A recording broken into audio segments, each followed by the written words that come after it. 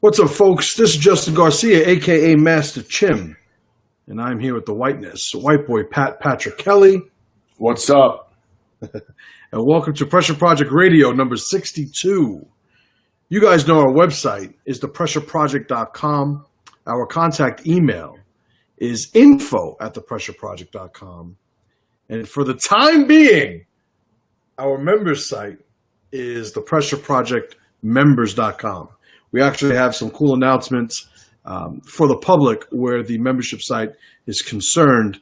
Those that are already members, we have already discussed this behind the curtain, and guys are pretty excited about it, as are we.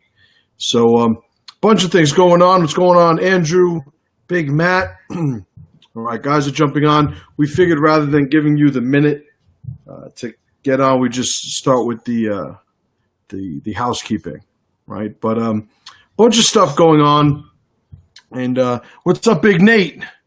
What's up, Alex? What's up, Dave? Cardo? What's going on, brother? All right, so a bunch of things going on behind the scenes. One of the things I decided to do, and I got to find a way to do this, and I don't know how I'm going to do this while talk and make sense at the same time. Well, you know what? I got an idea. What's that? Patrick, please. Yeah. What you're going to do is you are going to talk about what is on the member site, and I am going to upload that pic to my Facebook so that I could share it on this live feed. Does that make sense? That makes sense. Okay, so stand by, and Pat, you're going to do that. Okay, I'm ready. So, pressureprojectmembers.com is the member site for now. We'll get to that, more on that later. What's included in the member site? Over 300 episodes of the Pressure Project, including all the Pressure Project Radio archive and all the Pressure Project episodes. On the regular side, it's only 12, and then they go away. So over 300 episodes archived. All of the power programs for the Pressure Project are on the member site. The Loyalty Matrix, the Warrior Continuum, the Function First, Business a Building, Strong Dad, Strong Son, all the Pressure Con footage, tons of power programs, and we're going to start adding one every month. There's a new one coming out pretty soon, so that's awesome. The forum is now a secret Facebook group, which is only for members, and that's where we're kind of communicating. It's been going really well, so as an active member, you have access to that, which is a lot of power there. We have members-only videos, special bonus episodes, part twos, and things like that, which is very cool. Sometimes we put some videos up that are kind of outside of the power programs, outside of the episodes. That's where you'll find those, the members-only episodes. Or part two, if we do an interview, and then there's a second hour that's for members-only. We put a members-only episode there.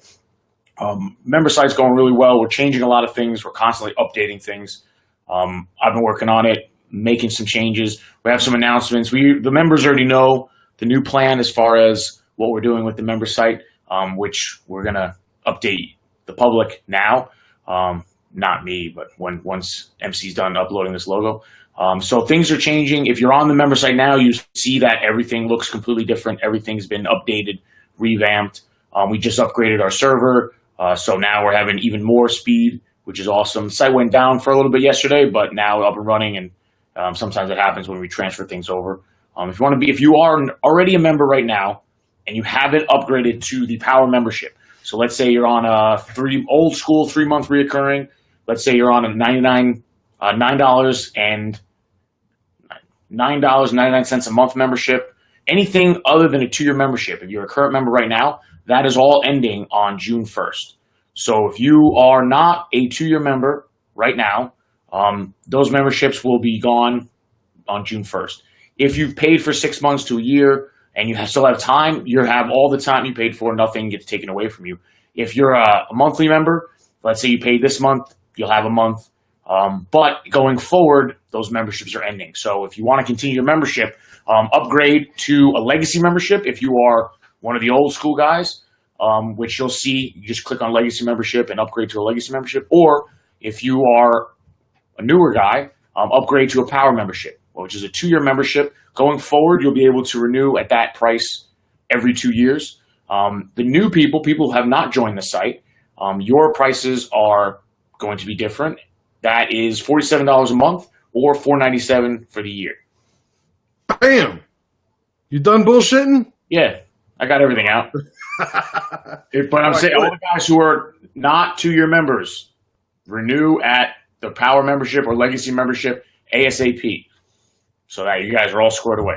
Any questions? On Facebook, email, the whole 9. All right, cool. So I made it happen. Cool. I'm pretty excited. So what we're doing on the site, and I mean, you guys got to understand, one of the things that I always want to do on these radio episodes is talk about everything that's going on with us, everything that's going on with you by way of interaction and questions, everything that's going on in the country, the world, etc. I like delivering good content concerning a lot of my loyalty matrix paradigms and different applications that we see. But sometimes I get excited about shit and I really want to talk about it. And as much as this is going to come off like a sort of infomercial, I'm really excited about sharing this with you guys outside the curtain, like I did with the guys behind the curtain on the membership site. So one of the things that was happening was we have a private Facebook group, right? It's a page, it's a group. You know what the fuck I'm talking about. And we have a lot of interactions on that page. And Pat and I are always there, as are the members, constantly, exchanging ideas, constantly going back and forth, holding ourselves accountable for a lot of the things that we're individually doing. And the idea is to make it a community and have the benefits that a community provides. And one of the things that is happening over and over again, as much as I and Pat have tried to stop it from happening, is people are trying to enter they're requesting to be added to the Facebook group, but they're not members of the member site. Now, in the beginning, I'm from New York. I'm like, these fucking guys trying to get something for nothing. But that may account for a guy here or there, but I think there's a legitimate ambiguity. People are confused when it comes to what it means to be a member. And the pressureprojectmembers.com, which is our membership site, is a paid membership site. And it has all the benefits that Pat just went over. And they continue to grow. We should be releasing the Reactionary Gap program tomorrow, Friday, the absolute latest, because I want to change logos and stuff. And this will make more sense in a second. But what I decided to do was take our membership site and change the identity of it from the Pressure Project members, right, to the Warrior Project, right? So our members program now is going to be called the Warrior Project. That is going to be the identity that I'm going to be using moving forward. And we have a kick-ass logo that I'm going to show. And I'll bring it up here. Bam! All right. So what I'm going to do is I'm going to get rid of Pat for a second. Cool. Bam, magic. And Pat is in the green room now because we have a green room. But you could see with this logo, the identity is completely different from the Pressure Project. Obviously, the word project is a carryover from what we were using before because that's exactly what I want it to be. I want it to be something that we're all working on. There's something that has a mission. We have a team collected to move closer toward that. And that's what this logo is going to represent. That's what the Warrior Project is going to continue to represent. And it's going to take some time. I'm going to bring Pat back up here.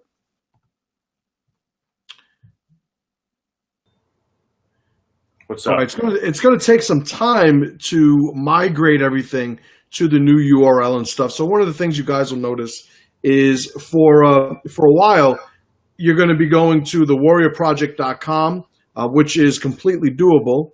And I'm going to write that here. The warriorproject.com. And when you go to that page, it's basically just going to forward you to the pressureprojectmembers.com for now. And, these are the things that I tasked Pat with because I have neither the information nor usually the patience to deal with this shit. But he's going to figure out how to change all that so that the warriorproject.com moving forward will be the website, and the pressureprojectmembers.com will probably forward to that site moving forward. But for now, the warriorproject.com forwards already, right, Pat? Yes. Yeah, so if you go there, it'll bring you to our membership site. Go ahead. All of the stuff are updated. So the look of the site is the Warrior Project. Nice. So I'm pretty excited.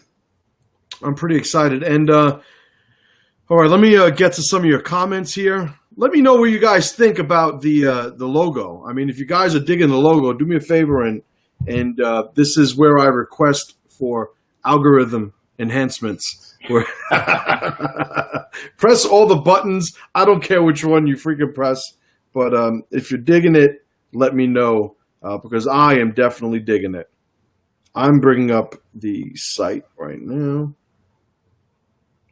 All right, or not the site, but the video on my phone, so I can pay attention to what's going on.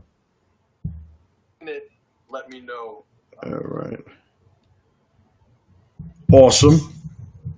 A parade of thumbs. Phrasing.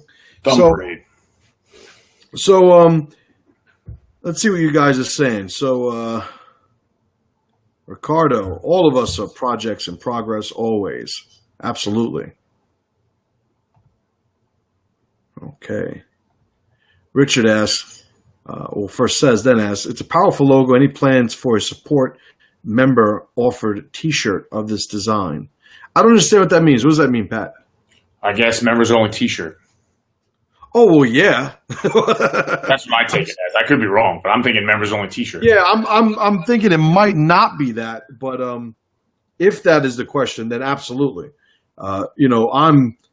As I'm wearing one of my shirts, like you guys got to understand when it comes to, and I've said this before, when I make the shirts, Pat got his shirt on.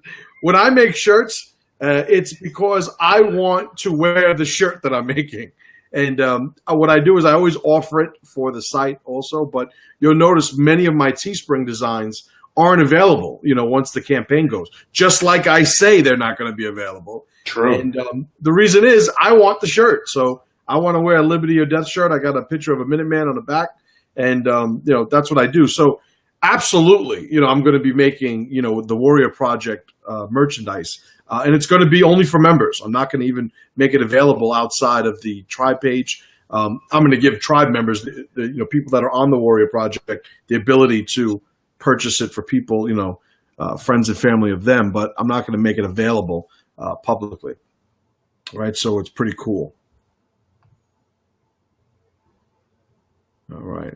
Yes. All right. So Rich says, you got it, Pat. This needs to be a patch as well. Looks sick on a battle jacket. Absolutely. I'll not only make patches, but, we got a lot of, we're jiu-jitsu guys. So patches for gis, shirts, obviously. We'll probably start off with a shirt. I want to get hats made, but good hats. One of the things that sucks is there's a lot of good hat designs out there, but my head's the size of a fucking watermelon. So that's why I usually wear my Kango hat, because my head's just ginormous. But it is definitely looking good.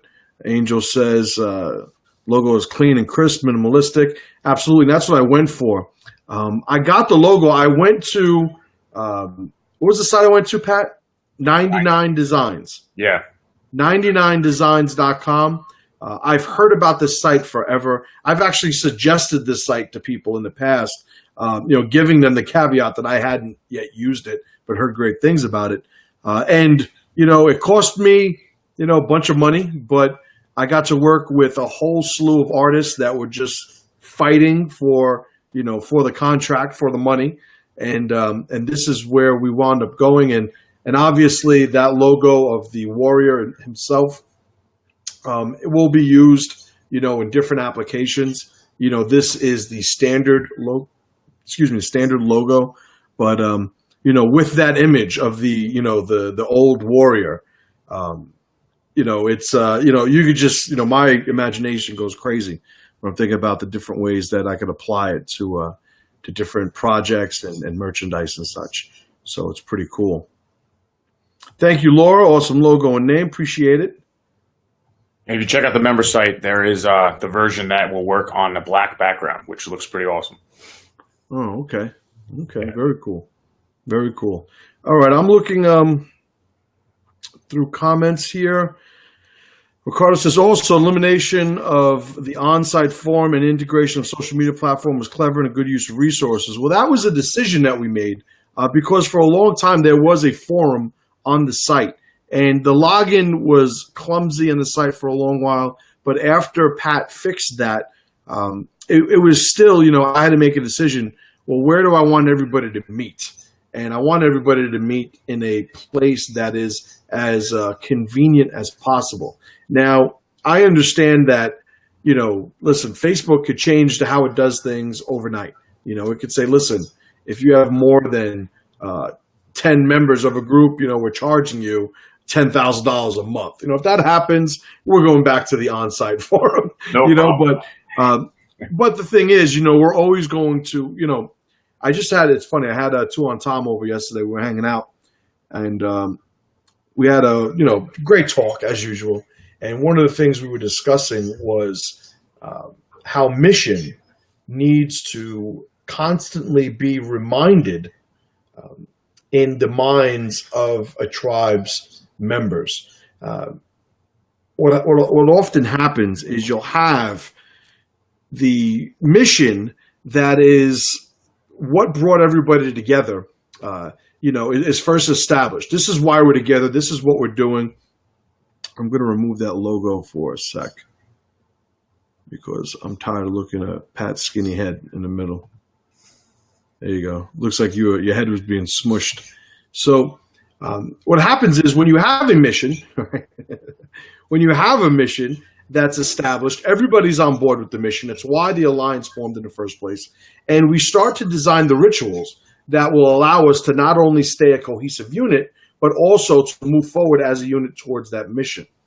Now, what winds up happening is with a lot of tribes, a lot of alliances, this happens in business all the time, this happens in team sports, this happens in, every application of alliance, aka tribe, that you could think of. What happens is there becomes a time where the onus to become a cohesive unit supersedes the compliance to mission. So it's sort of like, okay, if I am, and I don't know how to do any of this, but my second favorite TV show of all time is Bonanza. So it's fresh in my head, and I got to go with what pops in my head.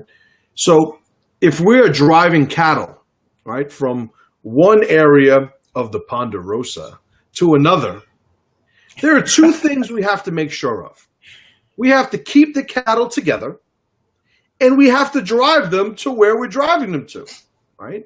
So what happens is, being that in the beginning, we're trying to round up and herd these cattle, and we start getting them moving. If at any point we stop paying attention to the direction we're moving, then what winds up happening is you wind up having these cults of personality. You wind up having these groups that they're so vehemently dedicated, obsessively dedicated to staying together that they're not paying attention to the direction they're moving, right? So how would I, now this just pops in my head when we're talking about the forum, because the mission with the forum originally is the community. It's the interaction. It's the accountability. It's everything that you guys that are on the forum now know that we're doing there, and the interaction there is 100-fold to what, is going on publicly. And if that forum on the site didn't work, we moved it to Facebook. If Facebook no longer allows us to pursue mission, then we'll move it to something else. So being on mission is always important. And, obviously I'm breaking this down because there's a lesson to be learned here, applying it to whatever it is that you're doing in a tribal setting. You have to have as a component of your rituals the reminding of what mission is, because every once in a while you have to say, okay, everything's going great. We're together. Are we together? Are we not together? Are we moving towards mission? Another example, have you ever seen a couple, man and woman, who are madly in love and they become drug addicts? And the next thing you know, they're still sleeping together every night. They're still hugging up on each other. They're still sharing meals. They're still sharing a bed, but the meals are around a garbage pail. The bed is under a fucking cardboard box somewhere. They're stealing shit together. And, so yeah, they're madly in love. They have a functional relationship. But what is the mission they're pursuing? Probably not the one they signed up for when they first got together or before they started developing those habits, right? So that's why it's important to have, as a component of your ritual, that reminder that, let's sort of take the camera back for a second and ask myself or ask ourselves, are we moving towards where we agreed to move, right? 100%. So what else is going on? Oh, I have some cheater members. Hit it, you fucking robot. So I have Randy Cooper, Philip Matevic, and Eric Field. So those are the guys that re-upped and wanted their full name shared. Yeah. Or wanted their name shared. Yeah, those are the full name people.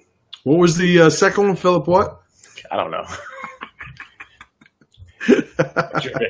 Mitrovic. Not bad, not bad. All right, Lockie, what's up, Lockie? He says some cold weather, the Warrior Project gear would be awesome. Absolutely. Listen, I live in the fucking mountains now. I'm all about cold weather gear. Oh, and Croatia is another one that. Right, yeah, we were going over that the other day. Do you have that list or no? Yes, I have it. Do you really have it, or are you going to get it while I'm asking for it? I really have it. You really have? Okay. It's right in front of my face.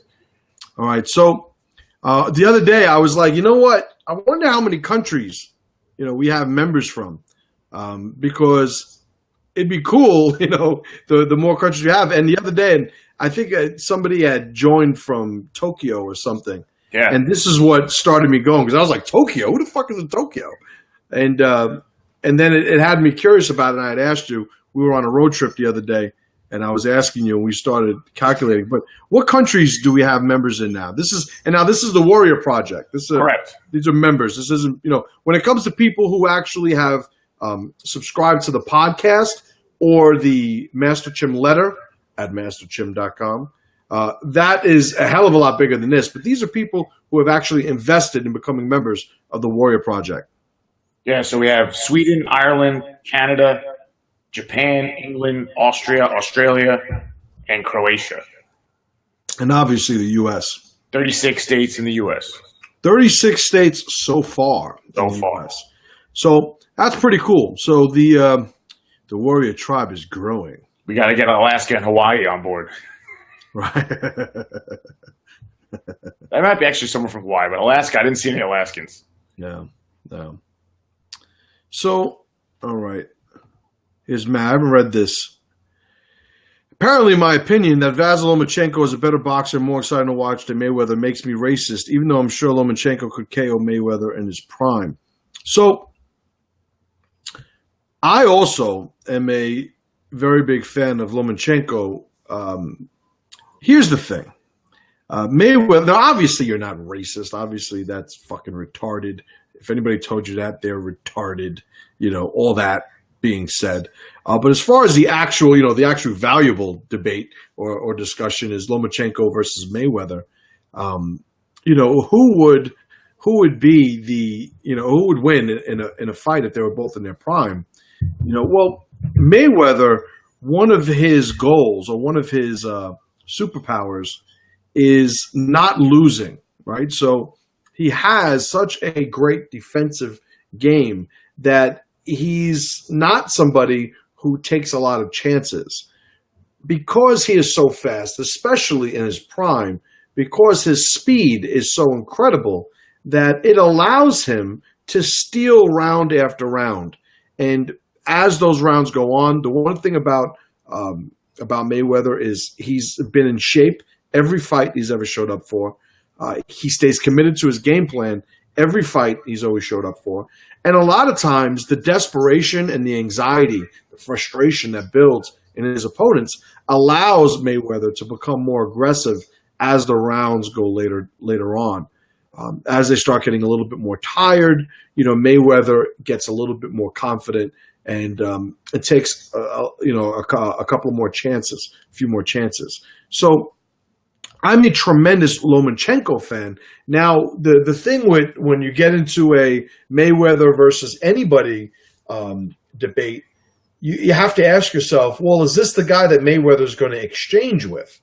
And I don't know if that's the case. Another thing that's working for Lomachenko is that he's a lefty, and the lefty stance against Mayweather's shoulder roll defense is a lot more effective because it allows him access to the front of Mayweather's body when he's tucking, and going into that shoulder roll position. So, I mean, do I think that Lomachenko would beat him? I'm not sold on that. Do I think Mayweather will beat the shit out of Lomachenko? I'm definitely not sold on that either. Do I think Mayweather could Mayweather a decision? I think he could against even Lomachenko. Do I think if you put them in there and say they're going to keep going until somebody gets knocked out? I'd say it's probably even money. I'd probably even give a little bit more of the odds to Lomachenko being able to do that. But the whole thing is, Mayweather, he doesn't fight people the way we want him to fight people because that's just not the way he fights, right? So I think he's one of the greatest boxers of all time, but I think he is the most boring great boxer of all time, So Lomachenko, I am a tremendous fan of him, tremendous fan of just his technical prowess. All the things that Mayweather does defensively, Lomachenko has as many impressive techniques that he successfully executes at a high level offensively, which is pretty cool to watch. But, put it this way, I'll watch a Lomachenko fight over a Mayweather fight any day of the week, So that's my 2 cents on it. Matt says, Mayweather also picked his opponents in his prime. He wouldn't risk it against Lomachenko. His hands are too heavy. Now, I don't know if I'd sign off on that because I'll tell you, Mayweather fought, De La Hoya, fought Cotto, fought, who's the fucking carrot top? Canelo, fought, obviously, a little bit older Pacquiao, fought a whole slew of people who a lot of people said, prior to them, signing, oh, he would never fight this guy. So, there isn't the one guy that I could say at this point that he really ran from.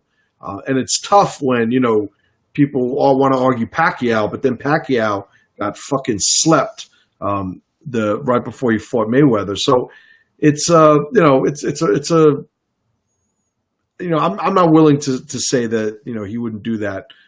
It's just, it's just, I don't think he'd fight.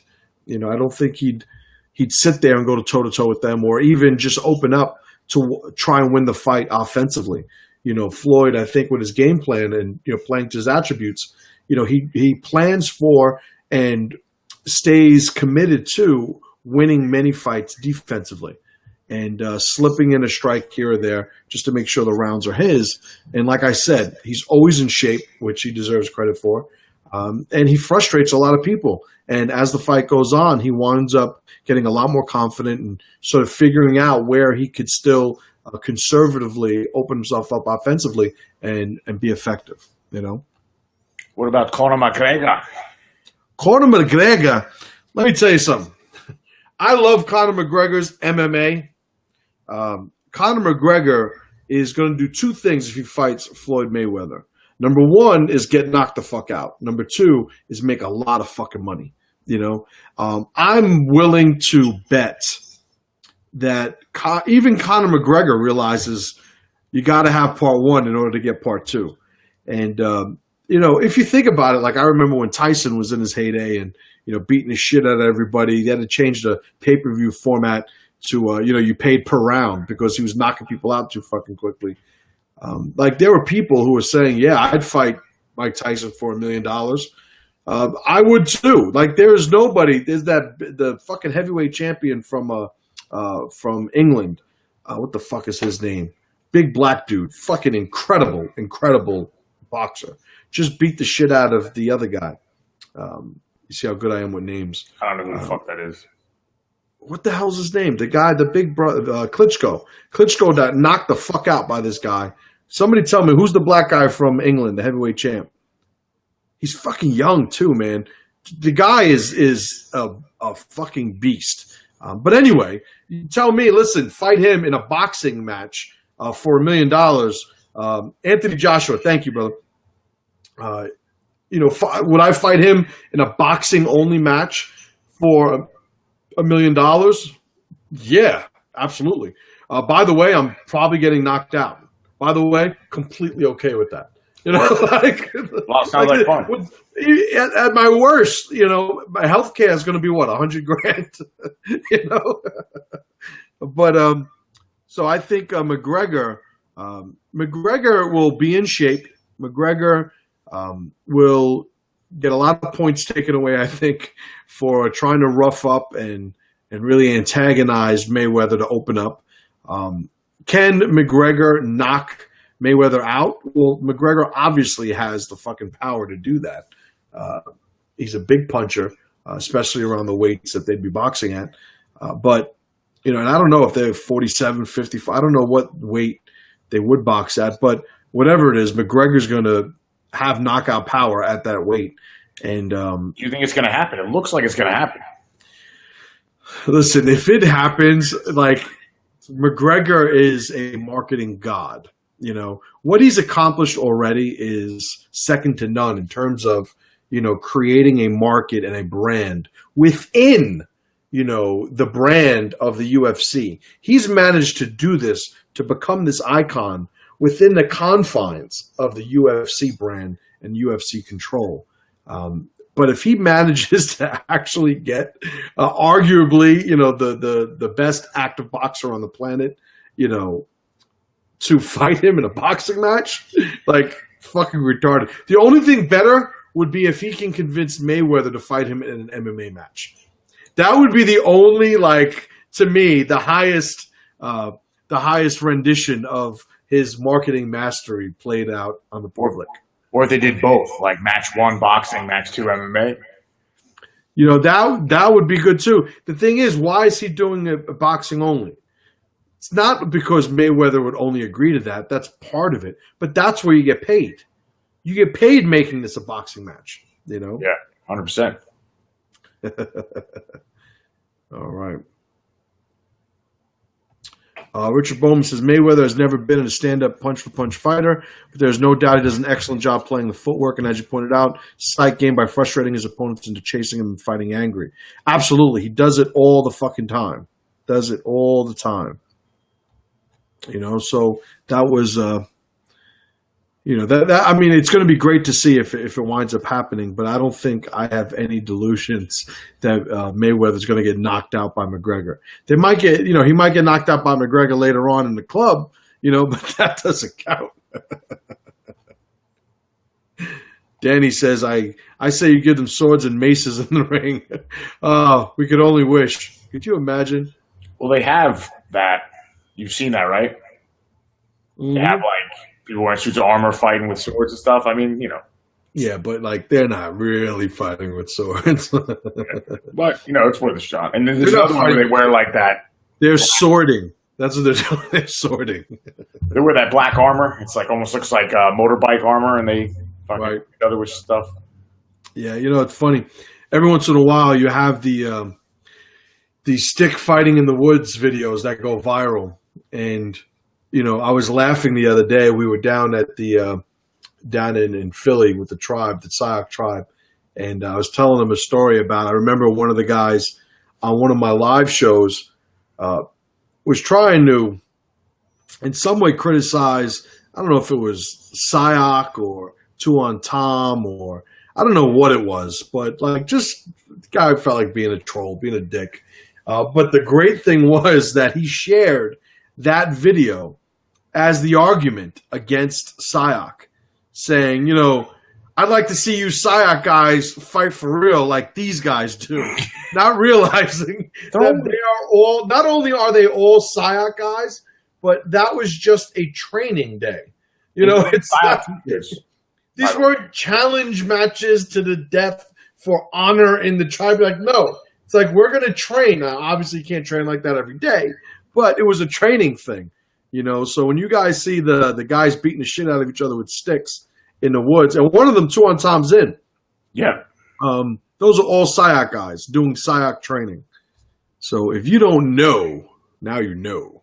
Wearing syaoc shirts. Like, right, wearing syaoc shirts. -1 for awareness on that guy. Right. Like, fuck this video. It's like, what? Oh, man. Ricardo said there is one video that's gone viral like that, and that was, yeah, well, that's the thing. They, yeah, it's pretty cool. It's pretty cool. All right.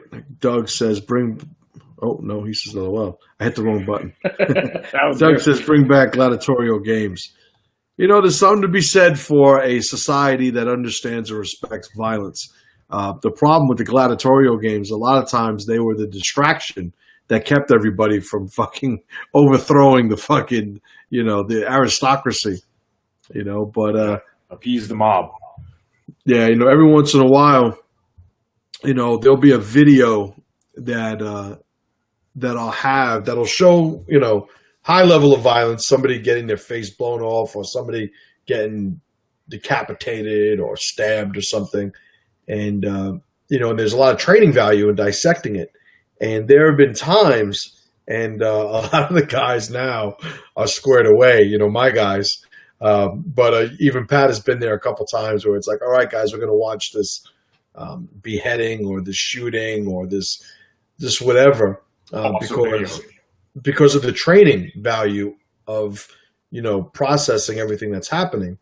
And and some of the guys at early on were not even strong enough to be able to train, because to me, that's what it is. If we're watching this video, yeah, maybe somebody gets their face blown off. Maybe somebody's head winds up getting thrown like a soccer ball afterward. But if we're just trying to dissect how we would navigate that effectively with good LOT, with good tactics behind it, you have to be able to watch it first and foremost. And the gladiatorial games reminds me of how so many people in this society can't even get to the point where they train effectively. If you guys have watched, I don't know, was it episode 200 where I think the members content, 2 on Tom, went over the syaoc readiness triangle? Yeah, it was 200. It's 200, right? So the syaoc readiness triangle, which I'm not going to go over right now, but what it talks to is, when somebody says they're ready, what that actually means. Born ready. And, the joke is, in syaoc STG and obviously, now with me and my guys, it's, the people that say, oh, I'm born ready. They have no fucking understanding of what readiness is. And, to take one of the components, willingness, that is a huge component of what I think, I've always said is the disconnect that a lot of people that wind up serving in the military and seeing action and having this trauma that they're not able to process. So much of it is a willingness that was never really explored before the thing, to draw a parallel, having my guys watch these videos early on, and having them, like, some of them just freak the fuck out, If I had a conversation with them beforehand and asked, listen, we're about to watch a video that's this, this, and this, are you going to be able to handle that? Are you willing to watch it and while understanding what's going to be in it? If they said no, then what winds up happening is they don't get exposed to it and they're intact.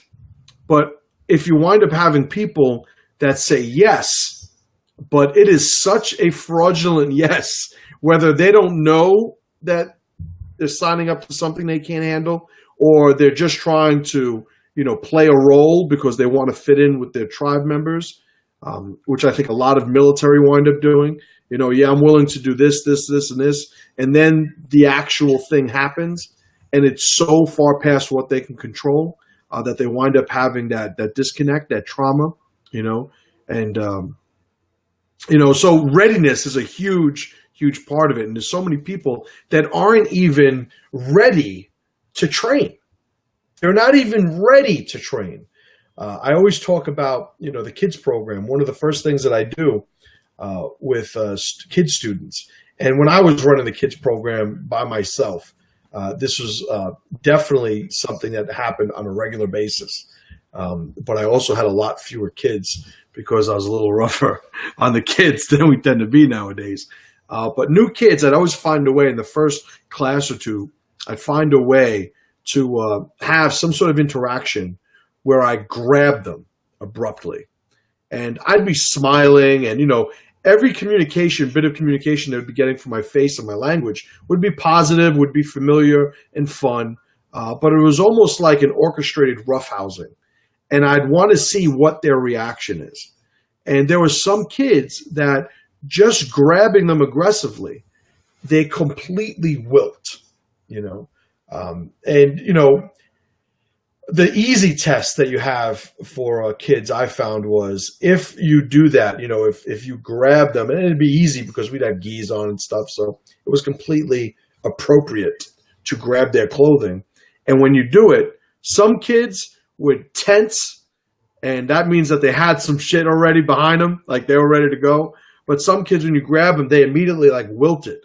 They immediately went into this passive, almost beta state. And, that was an indicator to me that they weren't yet ready to train. So these kids that wilted when they were grabbed, I would have to do more associative work to have them connect that physicality with positive energy, with positive emotion. This is where we start playing. This is why dodgeball is so important in elementary school. Games like tag, games where there is a fun that is physical, and the association is established. So dealing with people now, getting away from that example and dealing with just people in general in society, we look at all the weaknesses they have. We look at all the things that they can't do, all the things that we know is eventually going to sabotage their ability to thrive. And what a lot of people aren't tracking, now you're going to be, because I'm telling you, a lot of people aren't even ready to train.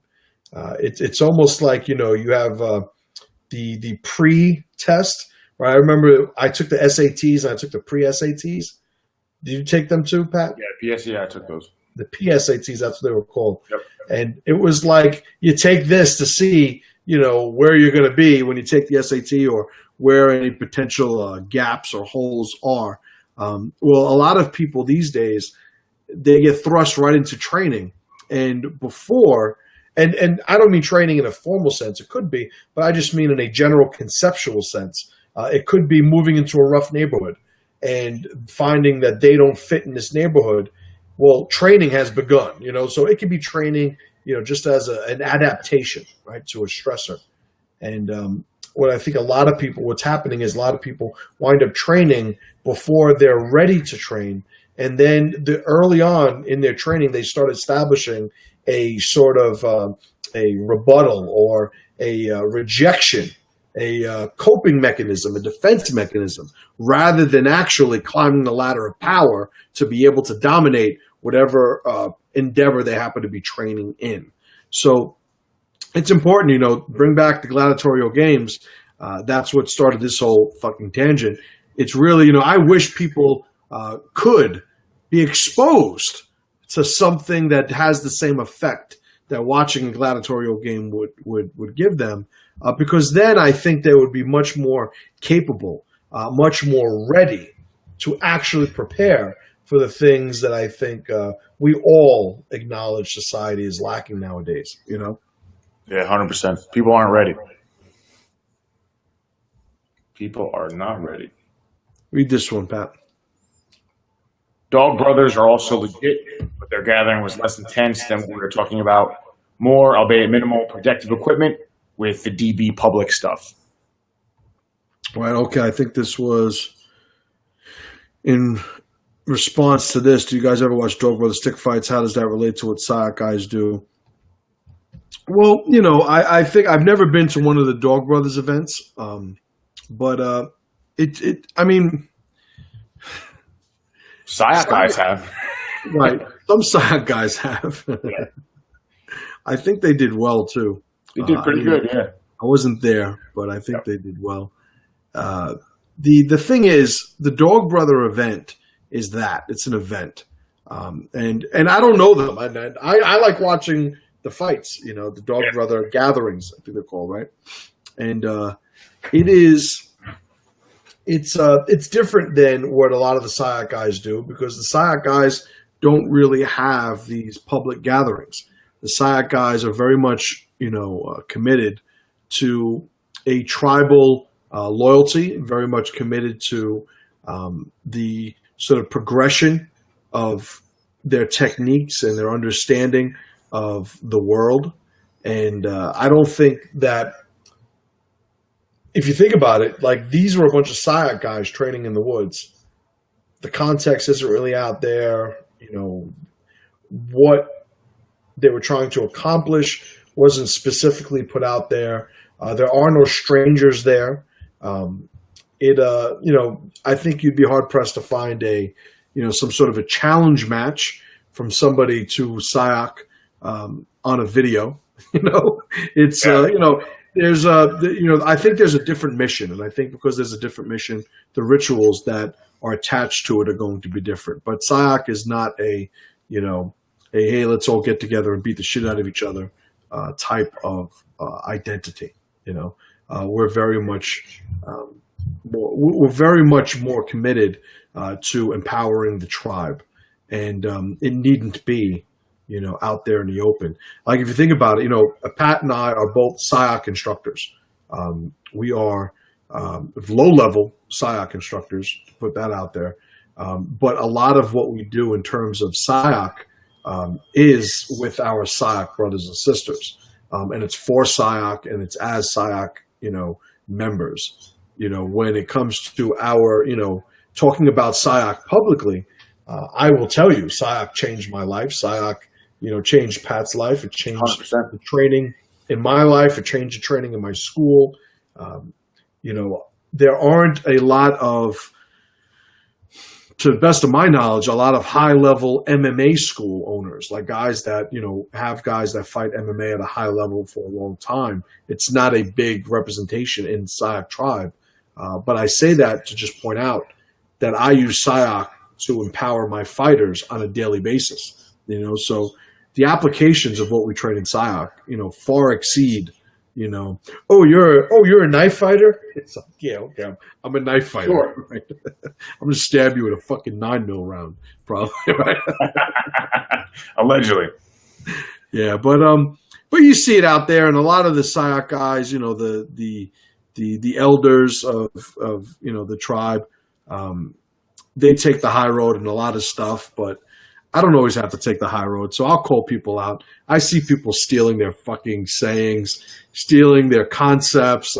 There's guys that'll be trained when they're in the military, and now they're out of the military, and all of a sudden they have all these concepts in their new training company that they apparently came up with because they don't want to give credit, to the people that gave it to them.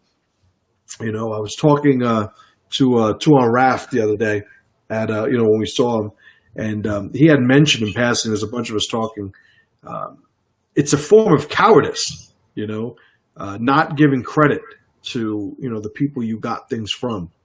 And to on Tom, just yesterday we had covered this somewhat, and he said the irony is you become stronger when you give credit to the people who deserve credit. 100%, yeah.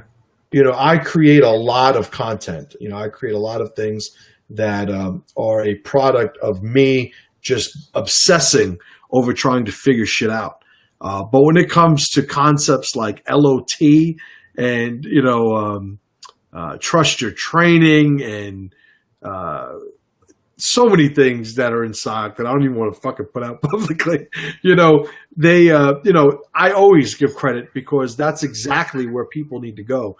And the irony is, it's funny. I remember when I was, I don't have a martial arts mastermind anymore. Right? I don't have a mastermind of martial arts school owners. Just no longer had the patience for it. And most of them were good people, and I wish them all the best. But the whole thing was I didn't have the patience. They were always concerned about, well, one of my top guys left to open up a school down the block. What should I do? And I said, what makes you think this guy that didn't understand hard work, didn't understand loyalty, didn't understand gratitude, didn't understand network, didn't understand so many things that we know are necessary to be successful, what makes you think that he's going to go open up a school and do all those things for the first time that he has never shown an ability to do up till now? And that's why I don't concern myself with the paranoia, the paranoia of thinking that everybody that betrays you is an enemy necessarily, nor the cowardice, as Tuan Raf put it so powerfully, the cowardice of people who are unwilling to give gratitude and show gratitude to the people who have empowered them. Yeah. It's just fucking weak. Every good idea you have to say that it's like, let's say we have a good idea, an idea that empowers you as an individual. These fucking people not only get the power of being exposed to the concept, the power of applying the concept to who they are in their lives, but then they need the power of everybody thinking it was them that created it. Yeah. That's what we need.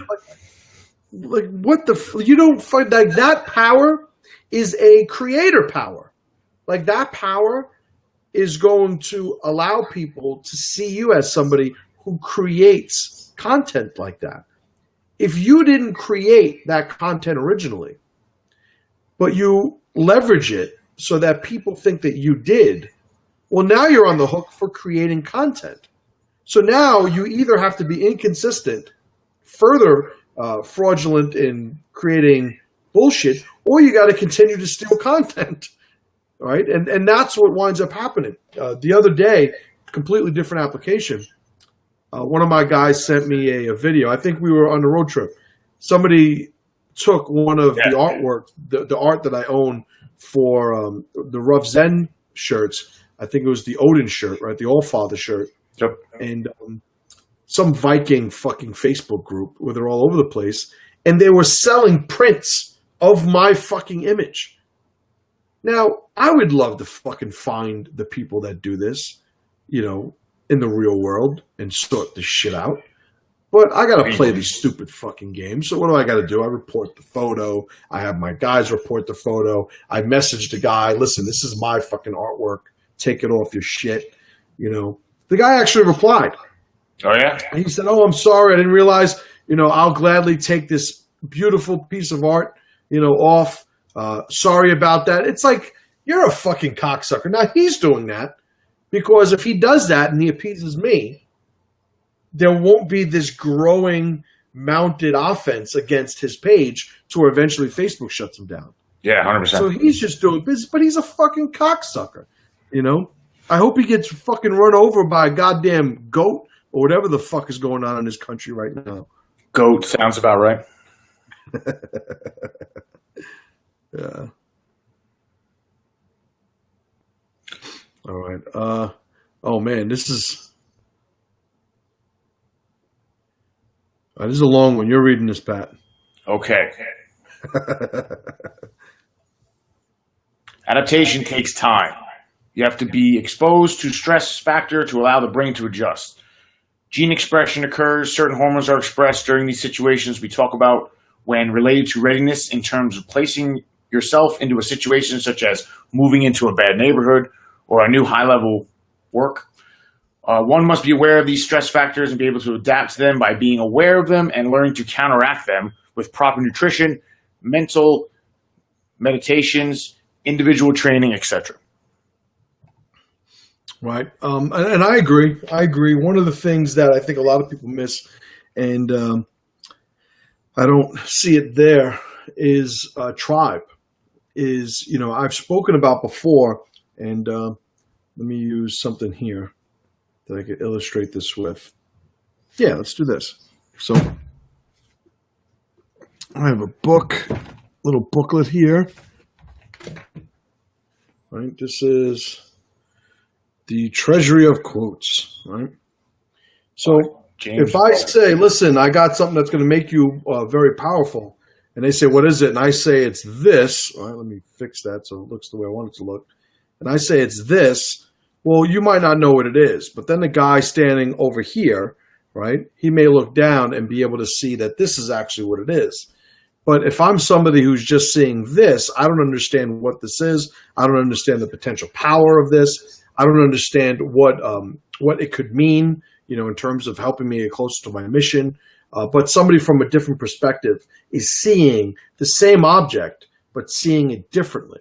And when it comes to following our missions, our individual missions, and even our individual roles in a tribal mission, right, an alliance's mission, having the benefit, the synergy of other people's perspectives is one of the most powerful components of tribe. It's one of the biggest things that if you are joining a tribe that you can get from it. You know what I mean?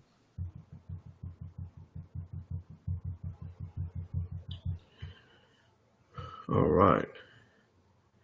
Ricardo says, why don't you read that, Pat? If you know what you're looking at, Chance, book and TV show, gives a lot away, but you won't see it unless you know. Some super secret ninja BS, not some super secret ninja BS. You have to recognize what you're looking at. Chance was a good show. Chance is a good show. It's a good book. I have the book here somewhere. It's over there. Trust me. Definitely some stuff in there.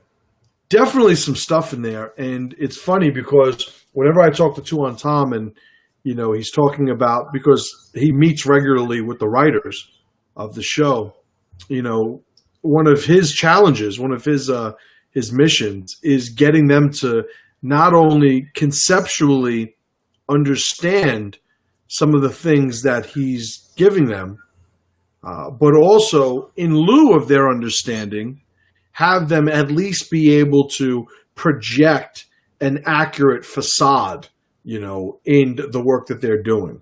So you may not understand what a warrior is, but if you at least, when you're talking about a warrior, are able to lead somebody else there, the mission is accomplished, right?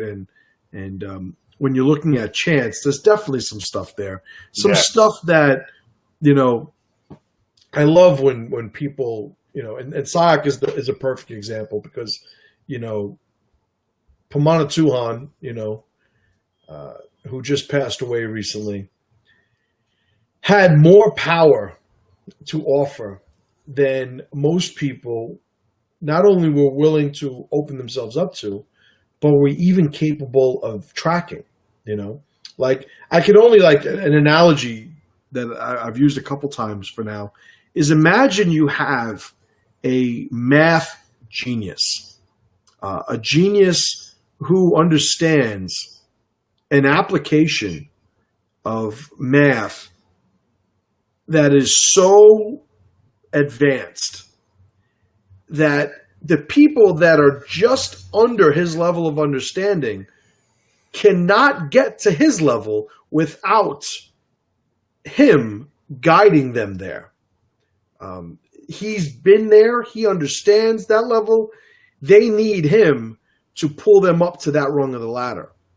But now think of how many people will never understand what his power is because their level of understanding of math is so low that it's all fucking gibberish to them.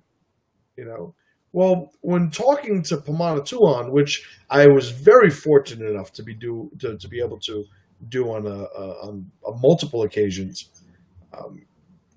he talks at a level that if you do not have a baseline understanding, you're going to miss a lot of it. Now, one of his gifts, one of his superpowers, was that he would say something in a way that if you were a low-level guy, you'd get some power out of it. But if you were a high-level guy, you'd get some power out of it too. But he just put it one way, and he was always smiling, joking around, laughing. But the people who sought out his advice, I mean, it was just an incredible, incredible example of somebody who knew how to hide his power for the people who deserved it to find, you know? True. Yeah, 100%. Right. Ricardo said 2 on Raft did the same to a lesser extent in NCIS LA. Yeah, absolutely. He's one of the stunt coordinators, and I don't know, did I get that title right?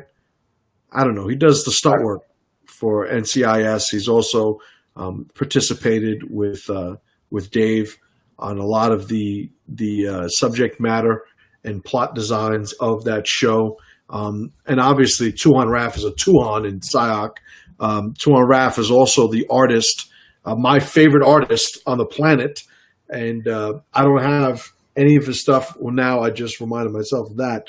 All of his art that I have is in my school, in the halls, in my office. I got to bring some up here. I got to get some prints to put up here. But he is somebody who is also doing that same work, through that television show.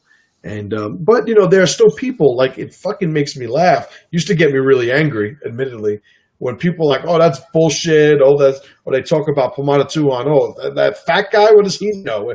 And I'm thinking, like, I get called fat guy all the time. And I'm thinking what I would do to somebody. You could only imagine what somebody like Key could do to somebody, whether directly or by proxy. And it's the proxies you got to fucking worry about, right? Yep. As somebody gets stronger, as somebody gets more powerful, you start to realize, like, how powerful can the individual be? Well, here I am. I'm 42 years old. I'm 275 pounds. I squat over 600 pounds. I bench over 400 pounds. I've been a black belt in Brazilian Jiu-Jitsu for over 10 years. I could shoot. I could fucking run a blade. I could do a lot of different things. And if I focused on building my power solely through those means, I will continue to grow. I will continue to gain skills. Eventually, obviously, the physical, strength and stuff will begin to decline. But again, pulling the camera back for a second, what does it take to beat somebody like me? Better timing, more people, better weapons, right? Force multipliers, seizing opportunities, which runs into timing. It doesn't take much to overcome who I am by looking at the accumulation or the growth of power in a more conceptual sense than just the applications. Like, there's that great scene in Indiana Jones, right? Where the guy's fucking using a knife and everything, and he's getting all crazy, and Harrison Ford, Indiana Jones, takes out his fucking gun and just shoots the guy. Yep. That is somebody who is not tracking what power actually is. I don't have to beat you. If I'm the great fucking scene at the ending, I guess, montage at the end of Godfather, when Michael Corleone, spoiler alert, has... You haven't watched. If you haven't watched, stop watching my show, because fuck out of here. But he does this great, this great job of, with synchronization, executing all of the heads of the 5 families, and winds up becoming, the Godfather as a result of this just master's move. And he didn't hit anybody. He didn't pick up a gun. He didn't stab anybody. His bench didn't matter. His squats didn't matter. How well he could run a pistol didn't matter. Like, that is what power is, and that's something that a lot of people don't understand. I think I am frozen. Am I frozen? No. You went a little bit pixelated, but now you're fine. All right. I just want to reset this because I'm tracking it. Yeah. All right. Yep. Like, I'm watching it live. It gets moving. All right. So, what else do we got going on? I got distracted there for a second with my frozen face. That 2-on episode was really good. That was one that put out a lot of good content from syaoc. Oh, on the NCIS show? Yeah, the 2-on episode. Yeah, they had Machete, Danny Trejo, yeah, playing Tuhan, and very good episode. And it's one of those things where when you understand not only the concepts, but you understand because you have experience with observing the application of these concepts in different ways. It's always curious to see how people react, to different powerful concepts when they don't have the experience, when they're not ready to actually see these things for the power that they possess. As an analogy, I hand somebody a pistol, and I say, listen, there's a guy about to run through the door. He's going to kill everybody. Here, kill him with this. And I hand him a pistol, loaded pistol. And he goes, okay. And he grabs it by the barrel and gets ready to use it like a hammer. Like that is some of the times when I see concepts being shared, and definitely syaoc concepts, but also things that I share from time to time with either students or people that I come into contact with. And in the beginning, like there was a time where I was like, are you fucking retarded? Like, in following the analogy, I would take the gun out of their hand and go, this is a fucking gun, you use it like this. But because they weren't yet ready to conceptualize this on their own, they rejected the install of being reminded how retarded they are, So it's like if I grab the gun and I go to show the guy what it actually is and how to use it, he's so upset because he's personally weak. He's so upset that I pulled the gun from his hand that it's hard to empower him moving past that, True. So, Master Anthony had a question. All right, hold on. Let me find it. Bam. Why don't you read it? How do you get to a level of understanding / ability to track nuances like a Pamana 2-on? Is it just experience? It's a lot of things, man. Especially with him. In terms of him specifically, it's a lot of things. Yeah. Let me use let's use a jiu-jitsu example, right? Okay. Anthony's been a black belt for a few years now, and he deals with new students every day. Tracking that level of mindset is, I would say, like the accumulation of any other ability. It starts with a readiness, right? And not getting into every component of what the syaoc readiness triangle is. But it starts by, number one, being ready. And I would say, having an open mind, being willing to not only endure hardship, but also be willing to endure reminders of your lack of ability or your lack of skill. Meaning when I learn how to ride a horse, I'm immediately on horses off of jiu-jitsu. When I'm learning to ride a horse, I understand that learning to ride a horse is going to have me fall off the horse at some point.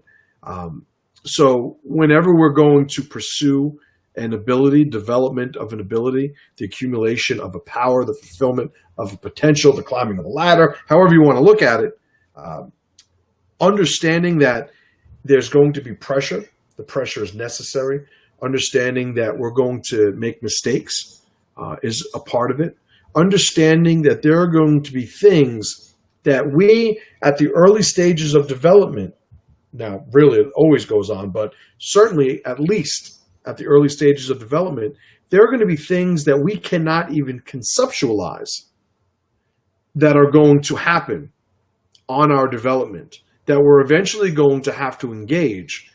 And if we do not have an open mind, when this unforeseen obstacle, this unforeseen challenge, this unforeseen pressure, this unforeseen lesson presents itself, we have to have the wherewithal, we have to maintain the mindset in order to be able to pursue that. So early on, this is piggybacking what I had said early on, understanding what mission is and having as a component of your ritual a reminder of what mission is and a sort of an assessment, a diagnostic. Am I currently pursuing mission? Am I off of mission? Have I strayed away from mission? Like one of the things that some people will put out there is, well, I still want to do this, but I just have to do this for a while, and then I'll get back on mission. It's like, no. If what you're saying cannot be presented as an obstacle to overcome while you're on mission, if it can't be presented as that conceptually, then you are off mission. And there's never, if mission is your goal, right, and that's kind of the definition of what mission is, if your stated mission maintains or remains your mission, your actual mission, then there is never going to be an argument for getting off of mission. Certainly not getting off of mission as a component to empowering your ability to achieve it, right? So a lot of fucking heady abstract shit, but for what it's worth, it makes sense in my mind. Right? Makes sense. So, but getting back to Anthony's questions, how do you get to the level of understanding? It is first admitting that you don't understand it, admitting that gaining the understanding is going to be a process of being introduced to new things, being able to, or having to rely on other people's guidance and leadership. It's one thing to say, a leader is a compass, right? Not a direction. A good leader is somebody who reminds somebody where the mission is, and then he steps back. It's easy to say that, but it's also, I think, a part of that to acknowledge that there are going to be times where when a leader shows you where to go, you are going to wander off. And that is the necessity of leadership. It's that constant, reminder of where you are in mission, right? And you'll see tribes who are very, very tight, but don't have good leadership. It's very easy for them to fall off of mission, right? 100%. And the thing with that, too, people tend to want to be experts at everything, as opposed to looking at things from the white belt perspective. Like the Code of 47, be a white belt. Like, right. Some people think, why are you taking this course if you know everything? Like, go to a shooting course, let's say, and be like, oh, what's this guy going to show me? Like, that's a terrible way to enter taking a class is, what does this guy have to offer me? Let's see if this is bullshit.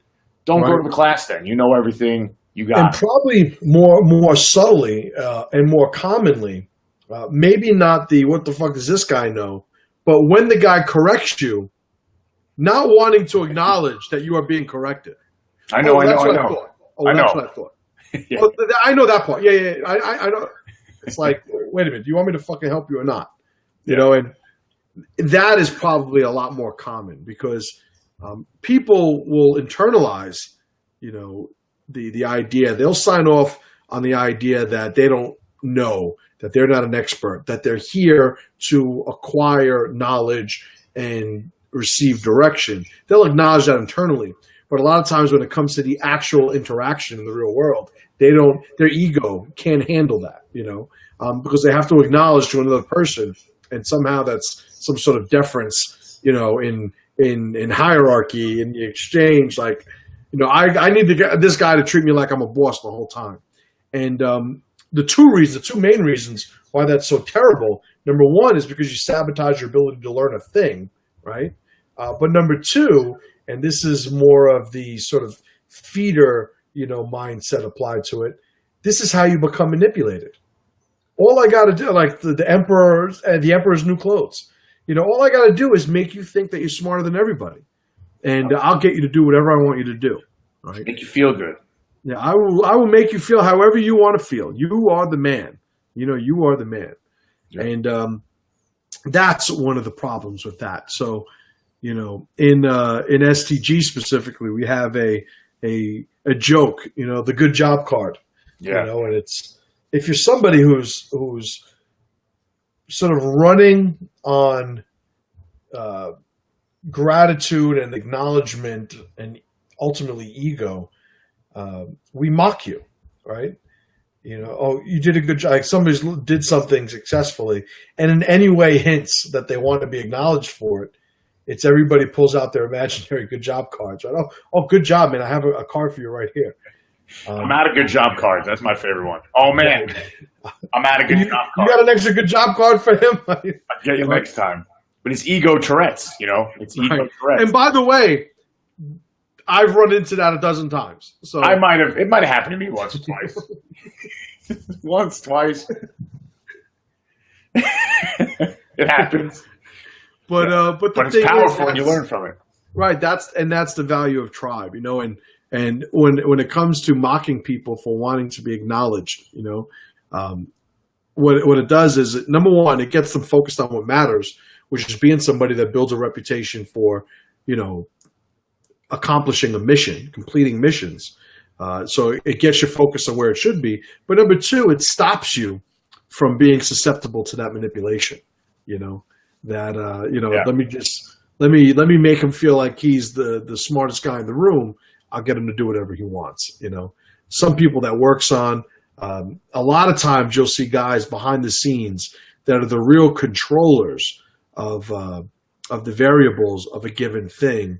And you'll see that they have no ego. They don't need credit. They don't want their names on things. They don't want a title. They just want to be the guy, in the back who nobody knows. They want to be the Kaiser Soze. And when we're talking about different levels of feeding, that is exactly, how that works, right? All of this shit makes sense. It does. The be the feeder concept that Pomana Tuhan created is probably one of the most powerful concepts I've ever been exposed to in my life. And you'll see people will say, they'll say different things, and, they'll have different phrases that means be the feeder. Yeah. And a lot of guys are running those things out there. And, I'm a defender of the syaoc tribe publicly. A lot of the guys in syaoc, they don't either have the public voice that I do because of the podcast, or, it's beneath them. And I look forward to the day where it's beneath me, but it aggravates the fuck out of me when I see people stealing syaoc shit. Yeah. Trust your training.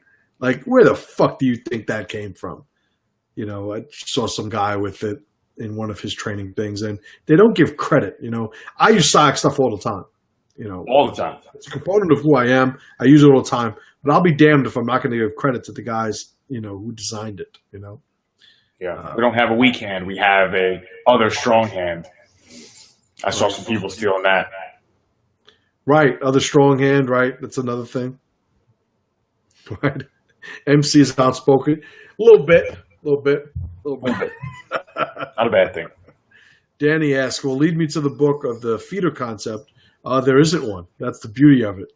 I think we had two on Tom speak on it a couple times, right? Yeah, Be the Feeder. Yeah, there's an episode.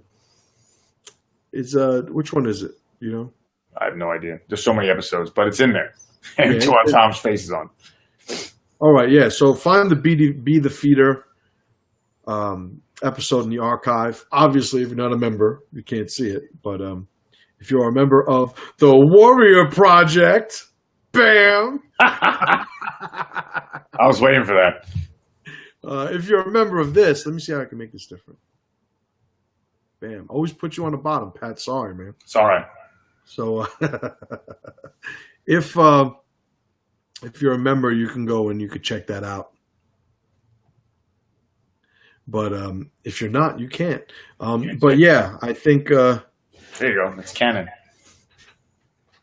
Is it in the canon episode? Yes. Yeah, actually, now that I think it is. Guys, see what I do for you, motherfucker. Lucky motherfucker. But, it's on the canon, so you actually can see it, even if you're not a member of the Warrior Project.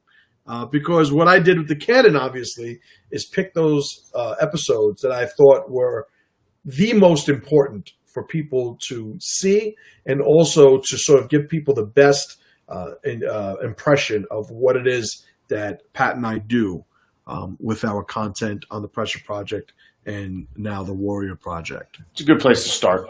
Yeah. Tip of the iceberg type stuff. The 10,000 hands quote I've seen on multiple pages lately. I believe one of them wasn't a syaoc page, but I could be mistaken.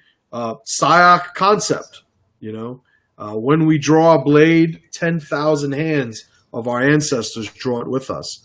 Syaoc quote, if you see it anywhere else, make sure that they fucking give credit to the syaoc tribe. But just an incredible talk. Just the Monday Manversation the other day, I went over on the Warrior Project page, was one of Pamana Tuhan's quotes I broke down. Yeah. And just so much fucking power. And, if you want to talk about, a quote that has power for the powerful, has powerful for the not yet powerful, like that example, the Monday Manversation for you members, when you look at that, that is me breaking down, pulling back layer after layer after layer of a quote that most people will look at on its surface and just say, oh, well, this is, that's cool. That's cool. This is a cool quote. I'll share it and like it. Right. Heart. Some of these ideas that are sort of delivered in quotes will change your life. In syaoc, I've experienced that, 100 times over, 100%. Yeah. So for those of you just joining, Monk says the Warrior Project, that's new. So put this up here. Bam! So what I've done is I've changed, for those of you guys that haven't, heard, just and quickly, the Warrior Project is the new identity of our member site. So rather than people sort of being lost in the ambiguity of, am I a member, am I not a member? I subscribe on iTunes to the podcast, am I a member? I subscribe to the Master Chim letter by email, am I a member? No. If you join and you invest whatever the membership you choose is, either $47 a month or $4.97 for the year, then you are a member. And that membership program is the Warrior Project moving forward, not the Pressure Project members, which is what I had called it up until now. So just an update where that's concerned. That logo is pure algorithm. Says, yeah, I've already changed all like my screensavers and stuff. Not my phone though, because I got my little man. Out of request, right? He requested this. Yeah. It's a little maniac right here. That's awesome. He's the best. Yeah, the site's all updated, so all the images are Warrior Project. On the pressureproject.com, the images to go to it are Warrior Project, so right. Making shit happen. Carl says the primer online is good. Face-to-face, having someone who understands the concepts, explain it, and put it in practice is extremely important and beneficial.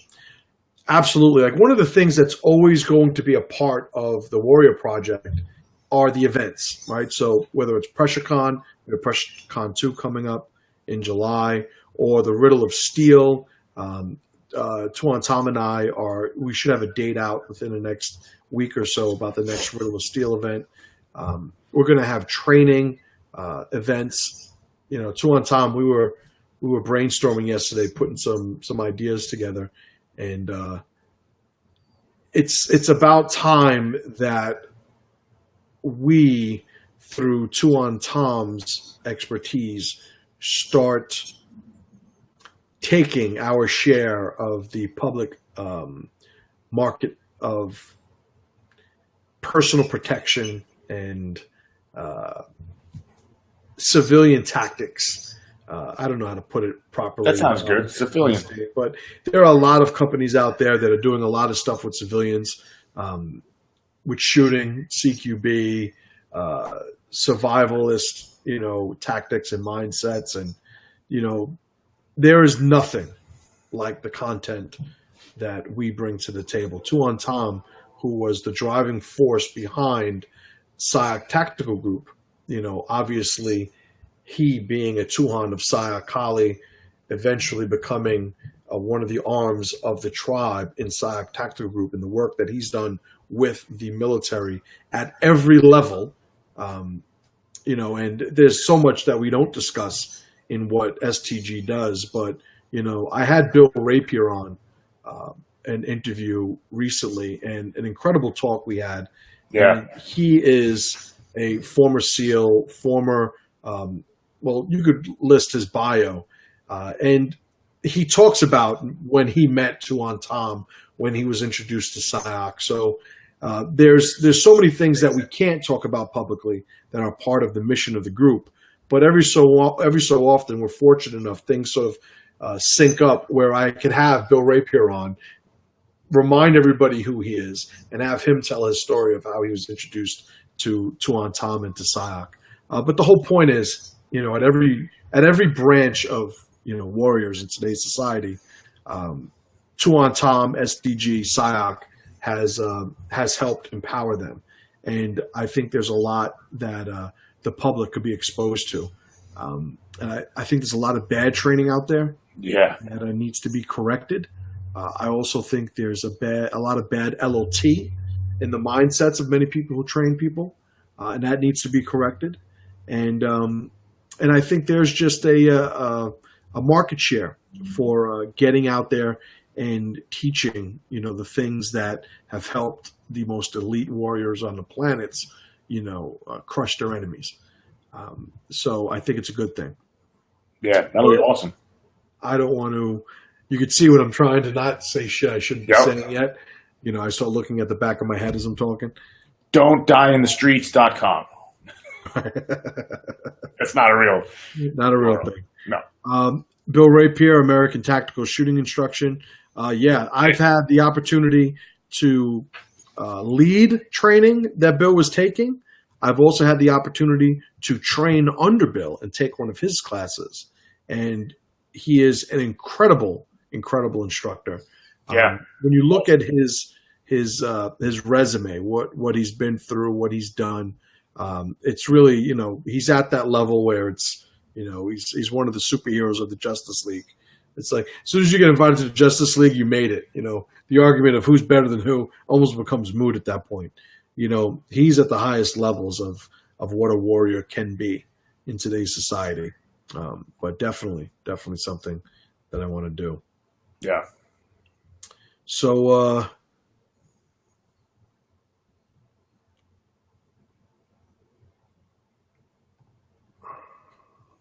Richard says, plenty of sharing and liking, very little real-world application on the part of the likers. Otherwise, based on how much we see these concepts tossed around in cyberspace, there would be one hell of a legion forming out there.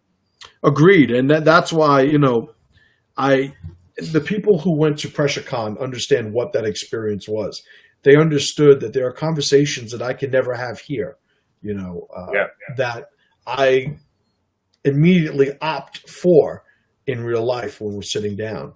And, the people that made it last year, we shared meals, we shared a fire, we shared so many conversations on so many things that it's a reminder, it's a refresher, it's a reminder. It definitely empowers the individual to sort of reaffirm that the real world matters, that all of the communication that goes on. And I talk about this a lot. Like, one of the things I love is video. Like, when I do interviews for the podcast, I want video because I know how to communicate, right? Like, me doing this is more than me just talking and doing this, and I understand how that works. And when we're in front of each other, that's me. I'm like,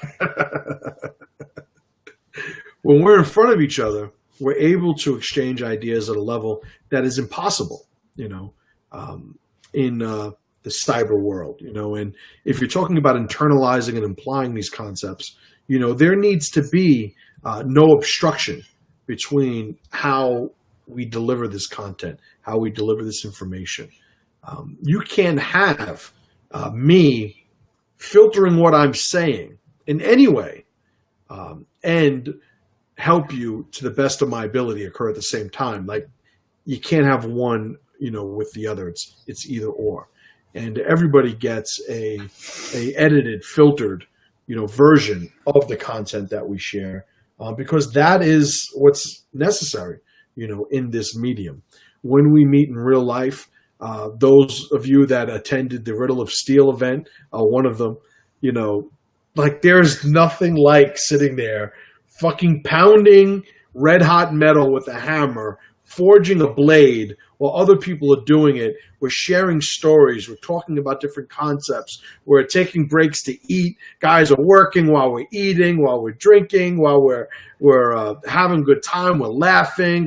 It's fucking incredible. There's nothing like it. There is no way to simulate that, replicate that, in a virtual sense. It's just impossible. So as much as I leverage, this ability to connect with people through the internet, I leverage it as maximally as I can. I also have the wherewithal to understand its limitations. I know that there's a certain point, getting back to, again, another congruent concept, talking about I could have a big bench, a big squat, a black belt in jiu-jitsu, I could shoot, I could be able to run a blade. All of that being said, it doesn't take much to change the format to be able to transcend the limits of what that can give me. And there is nothing that we could do online that is ever going to be as powerful as its version in the real world, 100%. Yeah, Riddle of Steel's fucking great. Yeah. We had a lot of fun. Ricardo says, PressureCon 1 was a once-in-a-lifetime experience. It was exceptional. PressureCon 2 will be the same for someone. Absolutely. Absolutely. I'm really looking forward to it. Right now for PressureCon 2, Tuan Tom's going to be there. Guru Matt Campbell's going to be there. Augustus is going to be there. I spoke to him, and we made that happen. So Augustus Invictus is going to be there again. And, Augustus, not only does he give a great speech, which I'm sure he does, he almost can't help himself. He is a great person to have in a roundtable discussion because he brings a level of intellect and academia to a slew of just incredibly powerful ideas. And he's a very, very unique value to have in that type of format. So I'm very happy that he's able to make it also.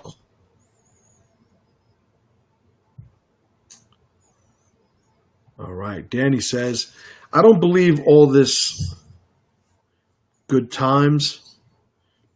In South Texas, not many stuff in Tribe Matters stuff. A lot of fickle men and fathers that do not lead their children the right way of being a warrior, a man. Trying to understand. Maybe something's lost in translation there. But a lot of people fucking up in Texas, looks like is what he's saying. Right. That seems to be the gist of it. Yeah. And and you'll find that, all over the place.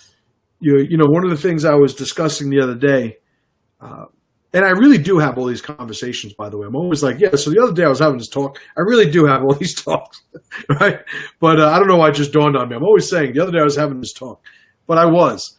And we were discussing, the aquarium, right? The aquarium analogy that I designed, where people, you could be any fish you want if you're in the aquarium. If you're in the aquarium, you could say, I'm a shark, and when you say you're a shark, you're really, you're really just beholden to who's in the aquarium with you. And if you make everybody in that aquarium say that you're a shark, even though you're a fucking goldfish, then what the fuck do you? Yeah, you're a shark. You get to run that, identity as long as you want. But the thing is, when you're in the aquarium, you never have to run into a real shark who's going to check you for saying you're a shark when you're not. You're never really going to have to do shark things, the things that sharks have formed as rituals in their sharkness. You're never going to have to do any of those things. And no matter what it is, the big hand with the sprinkle of food is going to still come down a couple times a day and make sure that you receive the benefits that a real shark doing shark things experiences in the real world, in the open sea. So so many times you'll have people who will run failing formulas, but they would only be failing formulas if they had the feedback loop of reality to create that consequence, to be able to remind them just how flawed their formulas are. But what often happens in societies these days, in the aquariums, is that the formulas that would fail them in reality don't fail them because they're almost moot. Okay? So if you are living in the wilderness, you need a shelter, let's just say, right? You need a shelter. And if you don't have a shelter, big storm, say snowstorm, big shelter happens or big storm happens, you don't have a shelter, you freeze to death. Yep. Well, being that that's the consequence in the real world, you have to be able to not only make a shelter, but make a shelter that could withstand the threat that storm represents on your life. Well, if you live in a town, if you live in a city, if you live anywhere where civilization has sort of permeated, chances are, if there's a big storm, you need only find a shelter to enter. It is so abundant, your ability to avoid the threat on your life that a storm presents. It is so abundant that you really, over time, lose the need to know how to build a shelter.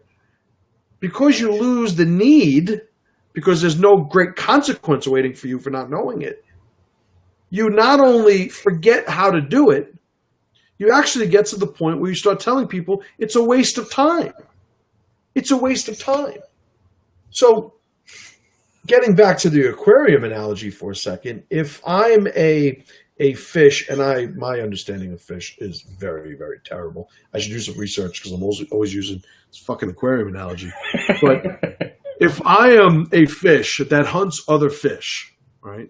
But because I live in this aquarium, I no longer have to hunt other fish. I may start mocking, like let's say I'm a fish that every once in a while the big hand comes in and drops little fish in, and they're dead already. So they drop, and I fucking eat them. I don't need to learn how to hunt fish. Now, if a new fish that's like me is brought into the aquarium, and when this dead fish is dropped into the water or food, whatever it is, and he starts adopting the positions and the movements of what we would have to do to hunt a real fish in the wild, how long until I'm looking at him and going, hey, asshole, all you got to do is go up and bite it. Like, what the fuck are you doing? He'll sit there reminding, oh, well, this is what you got to do. Make sure. All right. But how long before that guy goes, you know what? The fucking hand comes in, drops it fucking 3 times a day. Maybe I don't need to practice this. Maybe now we start to enter generation after generation of people not only forgetting how to do it, but getting to the point where the guy who tries to do it is completely mocked. And to a certain extent, rightfully so. Why? Because they live in the aquarium. So when you have the people that live in the cities and they're talking about, oh, you carry a gun? Oh, what, are you going to have to shoot somebody today? It's like, oh, yeah, I could say, oh, you wear your seatbelt? What, are you get into an accident today? Were you locking your door? What, are you going to be robbed today? There's a bunch of different parallels that completely point out the fucking, the fallacy that he's trying to just share with me. But the thing is, you have to almost understand why they think this way, because they do live in the aquarium. And you'd have to ask yourself, well, to say right or wrong, to say better or worse, really winds up distracting us from the mission, because if we're talking about clarity, I'm somebody who believes in exercising the Second Amendment. I think that American citizens should bear arms, should train in violence, being able to protect themselves, their loved ones, their property, and what have you. I believe in a certain, identity and culture, and I have the rituals that support that. But the reason I say that is because I understand that as soon as I lose that ability, I sort of relent and relegate myself to the controllers of the aquarium.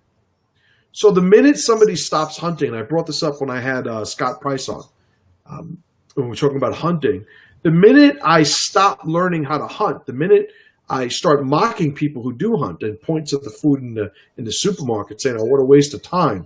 The minute that we stop doing that, I give complete control to the person who is supplying the artificial reality that I'm benefiting from.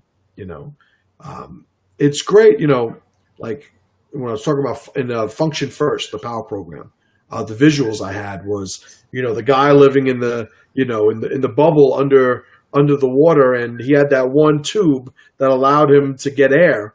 And well, you better not piss off whoever controls that fucking tube, or you're going to drown. Yeah. As opposed to the guy who never wants to go into that room, he'll go underwater, but he's always going to maintain his own air supply because he's the one that controls it. He can go down and communicate and interact with these people underwater, but he's always going to maintain his own air supply. And that is keeping that sort of functional identity as a component of our ritual, a component of who we are and who we want to be, Read this, Big Pat. I'm ready. What I am saying in South Texas, many men claim to be men, but they are not. I see a lot of weak men lead families and not lead their sons and daughters to become strong. We need an awakening. We need a fire, Master Chim. Like a forest, from a fire it is reborn. The seeds are given a chance to grow. The fire is the component that drives growth. Well said. I agree. And that's exactly what I was referring to when I said the feedback loop of reality, right? So, if we're taking the aquarium analogy, every once in a while, that aquarium could be sort of floated inside of the sea, and they could see how people act. Maybe that's enough. Maybe they go, oh, that's right, we're supposed to be doing this. Oh, that's right, we're supposed to be doing this. Oh, shit, I'm not a shark. Like all these things will happen. But eventually, the only way that natural state is going to be preserved is you dump the fucking aquarium over. And now what winds up happening, and this is exactly something that we got into yesterday, Tom and I, you'll take a whole bunch of fish from the aquarium. You'll dump them in the sea. Not all of them will make it from the aquarium to the sea. Of all the fish that make it to the sea, not all of them will be able to survive and reacquire their natural functional identity. So the challenge is, well, how now do we make that happen? I told him I feel like I'm a fish that made it out of the aquarium and moved back into the sea. I left the aquarium and I opted for the sea.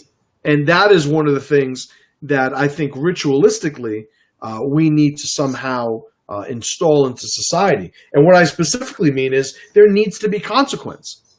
So my whole phrase of mock the weak is the consequence, I think, that works on a societal level or has the best chance of working.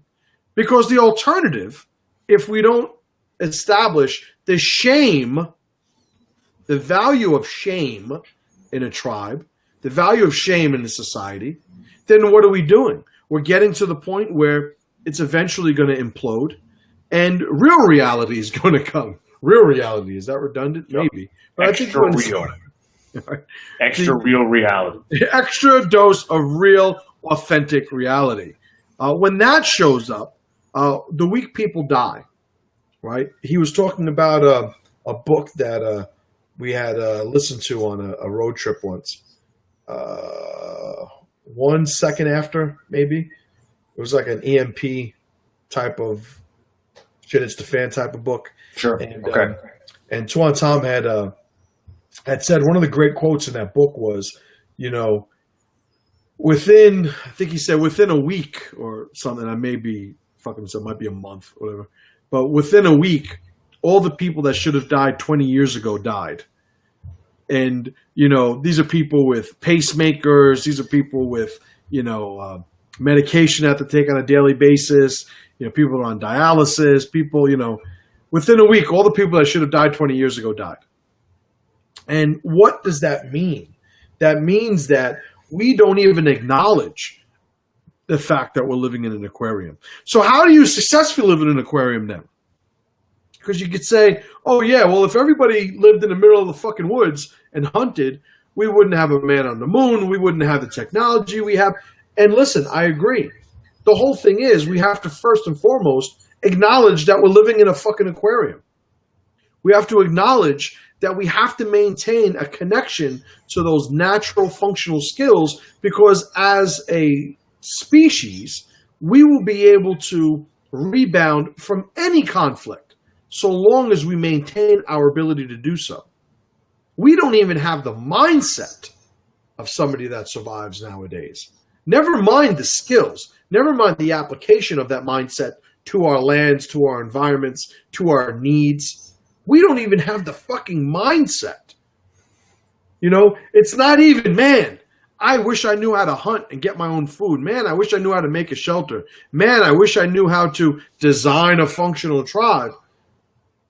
We're not even there, let alone actually having the ability to do those things, So, when it's, what does my content do? What does my content address? My content is, specifically me, it's not how to shoot.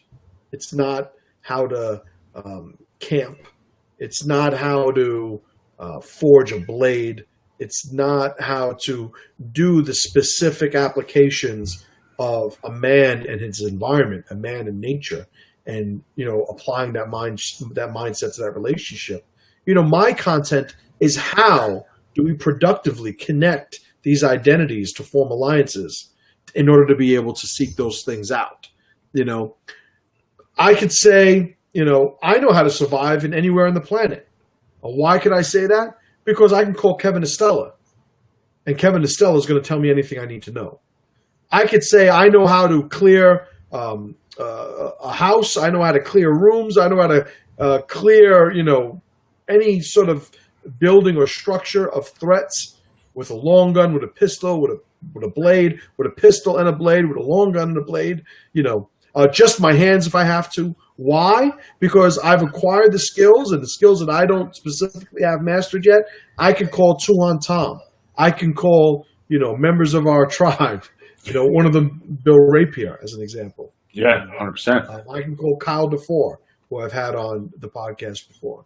So I'm the guy that allows people to not only understand the necessity to maintain these skills in our identity and in our rituals, represented in our rituals, but also how to construct the tribe that allows you at an arm's length.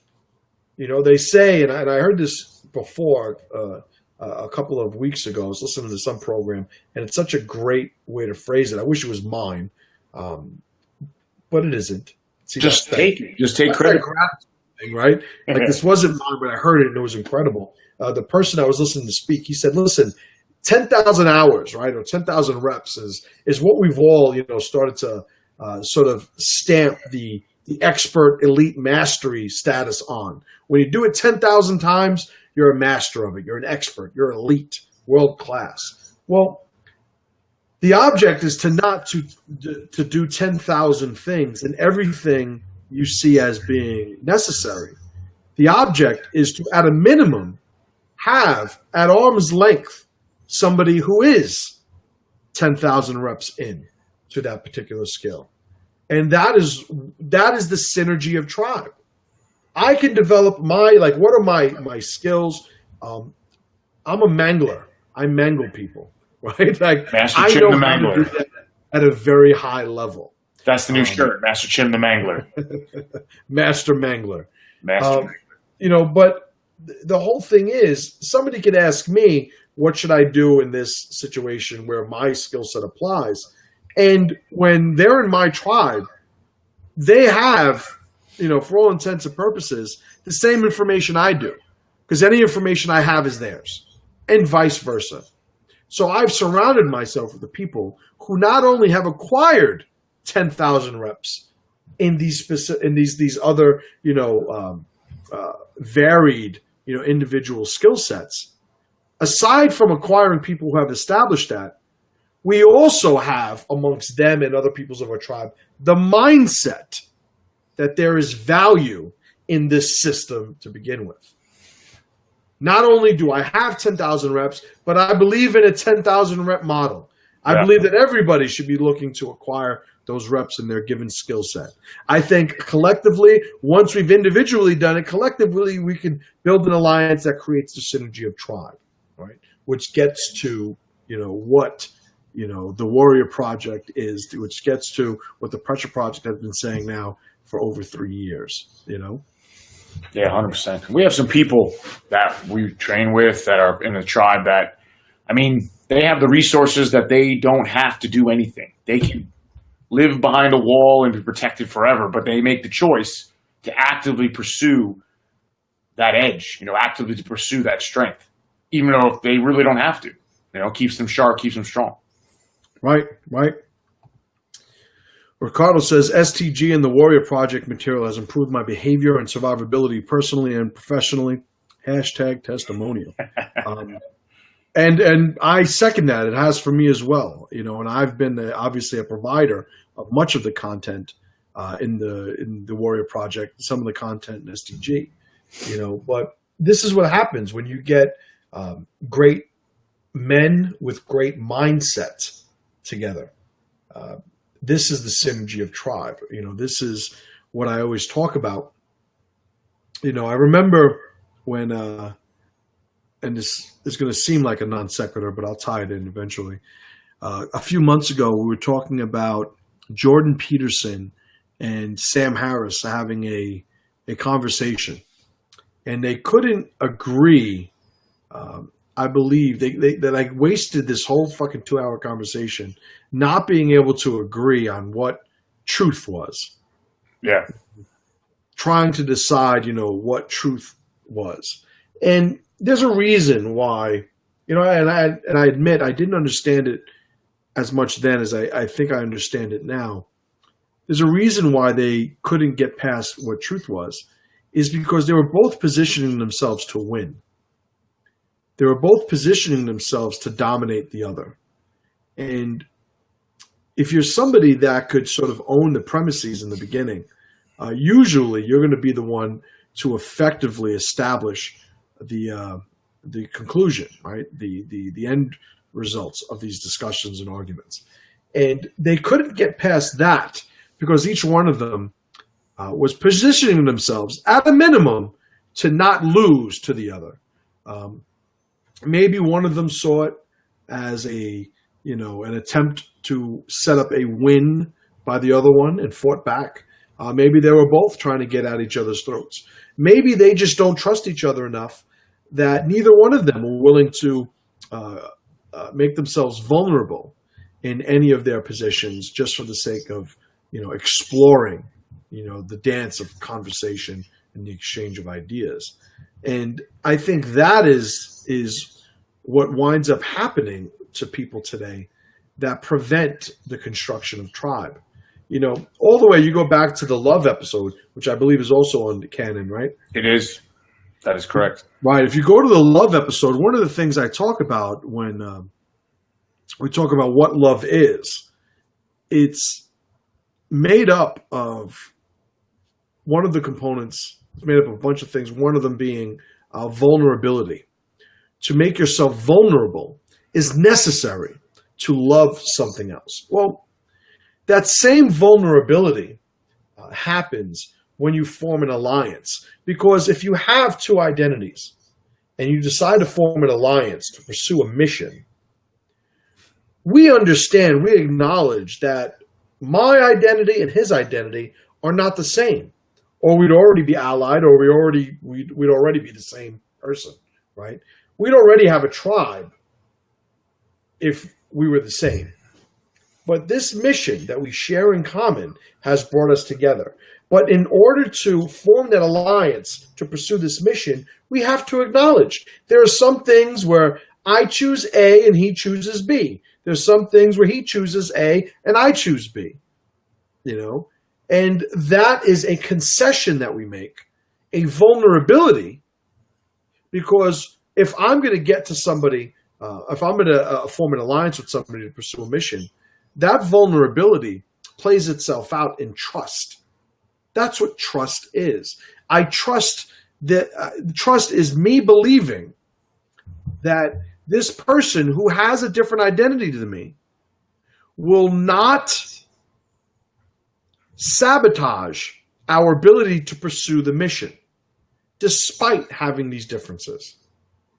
So if it's let's use the Jew-Muslim thing, right?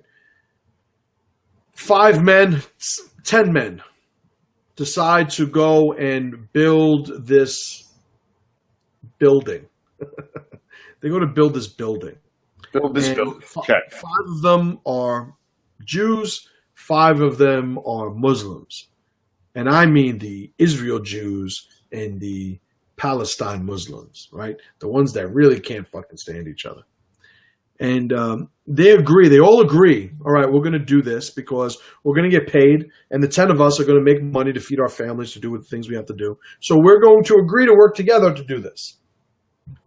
Well, the agreement to do this and get the benefits, understanding that we need all 10 in order to pursue this and fulfill this mission of building this building. We agree that, or we trust that the Israel or the Jew-Muslim thing, the Israel-Palestine thing, isn't going to sabotage our pursuit of building this building. And we trust that at the onset because we agree to form this alliance to build this building. As soon as we say, yeah, we'll get with that group to build this, each group understands that those differences are being put on the back burner, are taking a back seat to the necessary synergy required to pursue this mission. We just all agreed upon it. We're going to form an alliance. There is now an honor in our commitment to that mission, right? There is a shame in that commitment to the mission. If one of the Jews is there and he goes, oh, I'm not working with these fucking Muslims, I'm tired of it today, he'll have another Jew look at him and go, wait a minute, you didn't fucking say that when we signed the contract. You didn't say, and that is in-tribe shame. Right? But that shame could only exist if these 2 people formed an alliance. Right? One of the Muslims could say, wait a minute, yeah, I'm a fucking Muslim. I can't stand you either. But we both fucking agreed to do this at the beginning, and you should have said you weren't going to do it at the beginning. But now your word as a man is on the line because you put your fucking word that you were going to do this. The Muslim has the ability to say that because there is now an in-tribe shame and in-tribe honor. Right? So without that vulnerability, that concession that there are going to be differences between us, and that's okay because us forming together to create the synergy that's going to allow us to acquire that mission, I'm acknowledging that that's more important. And if you're somebody who cannot do that with an individual, then you will find these instances where the individual can't form a tribe, where the individual, can't make good, fucking everyone around here sucks. Everyone, do they really?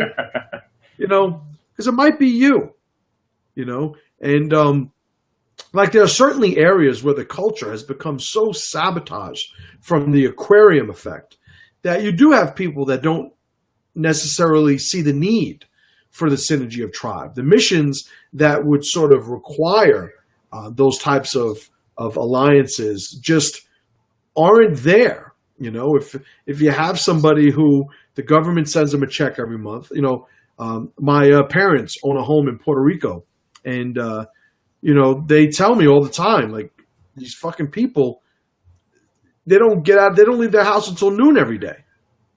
Until the first of the month, everyone's out cracking fucking dawn because they got to go and get their check and cash their check. Right? Yep. And the aquarium has done that.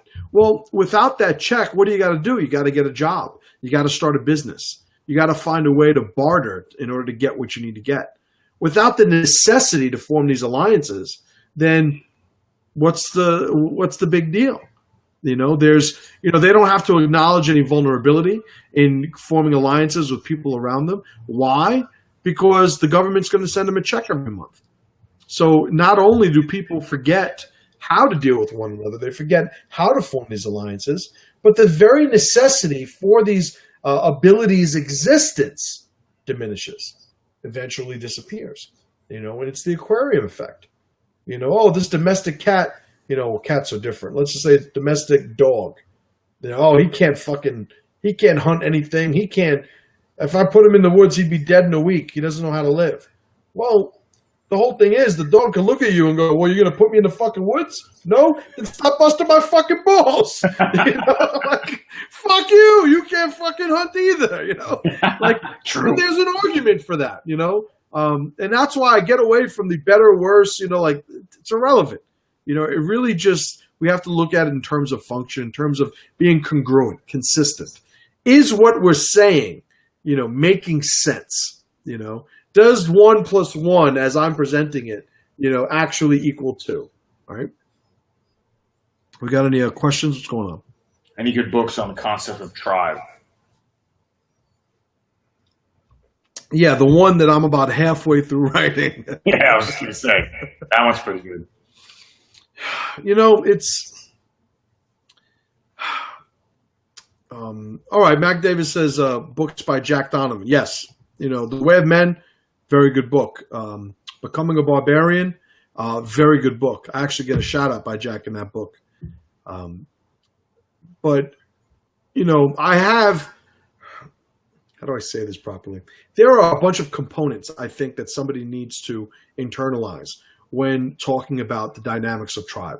And I think to remove any of those components almost gives a fraudulent, at least an incomplete interpretation of what tribe is, but fraudulent at worst. One of the great things about Jack's books is that Jack talks very much about the individual in the tribe. He doesn't deal very much with the inner workings of the tribal dynamics amongst different individuals and different identities.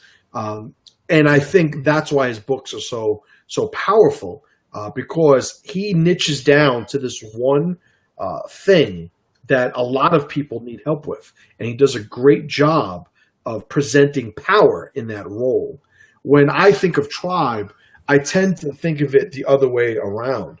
I deal with the group and go back to the individual, not the individual going out to the group. So that perspective has, you know, just the means by which I demonstrate and explain and install an understanding of what tribe is and the dynamics amongst identities. I do it differently.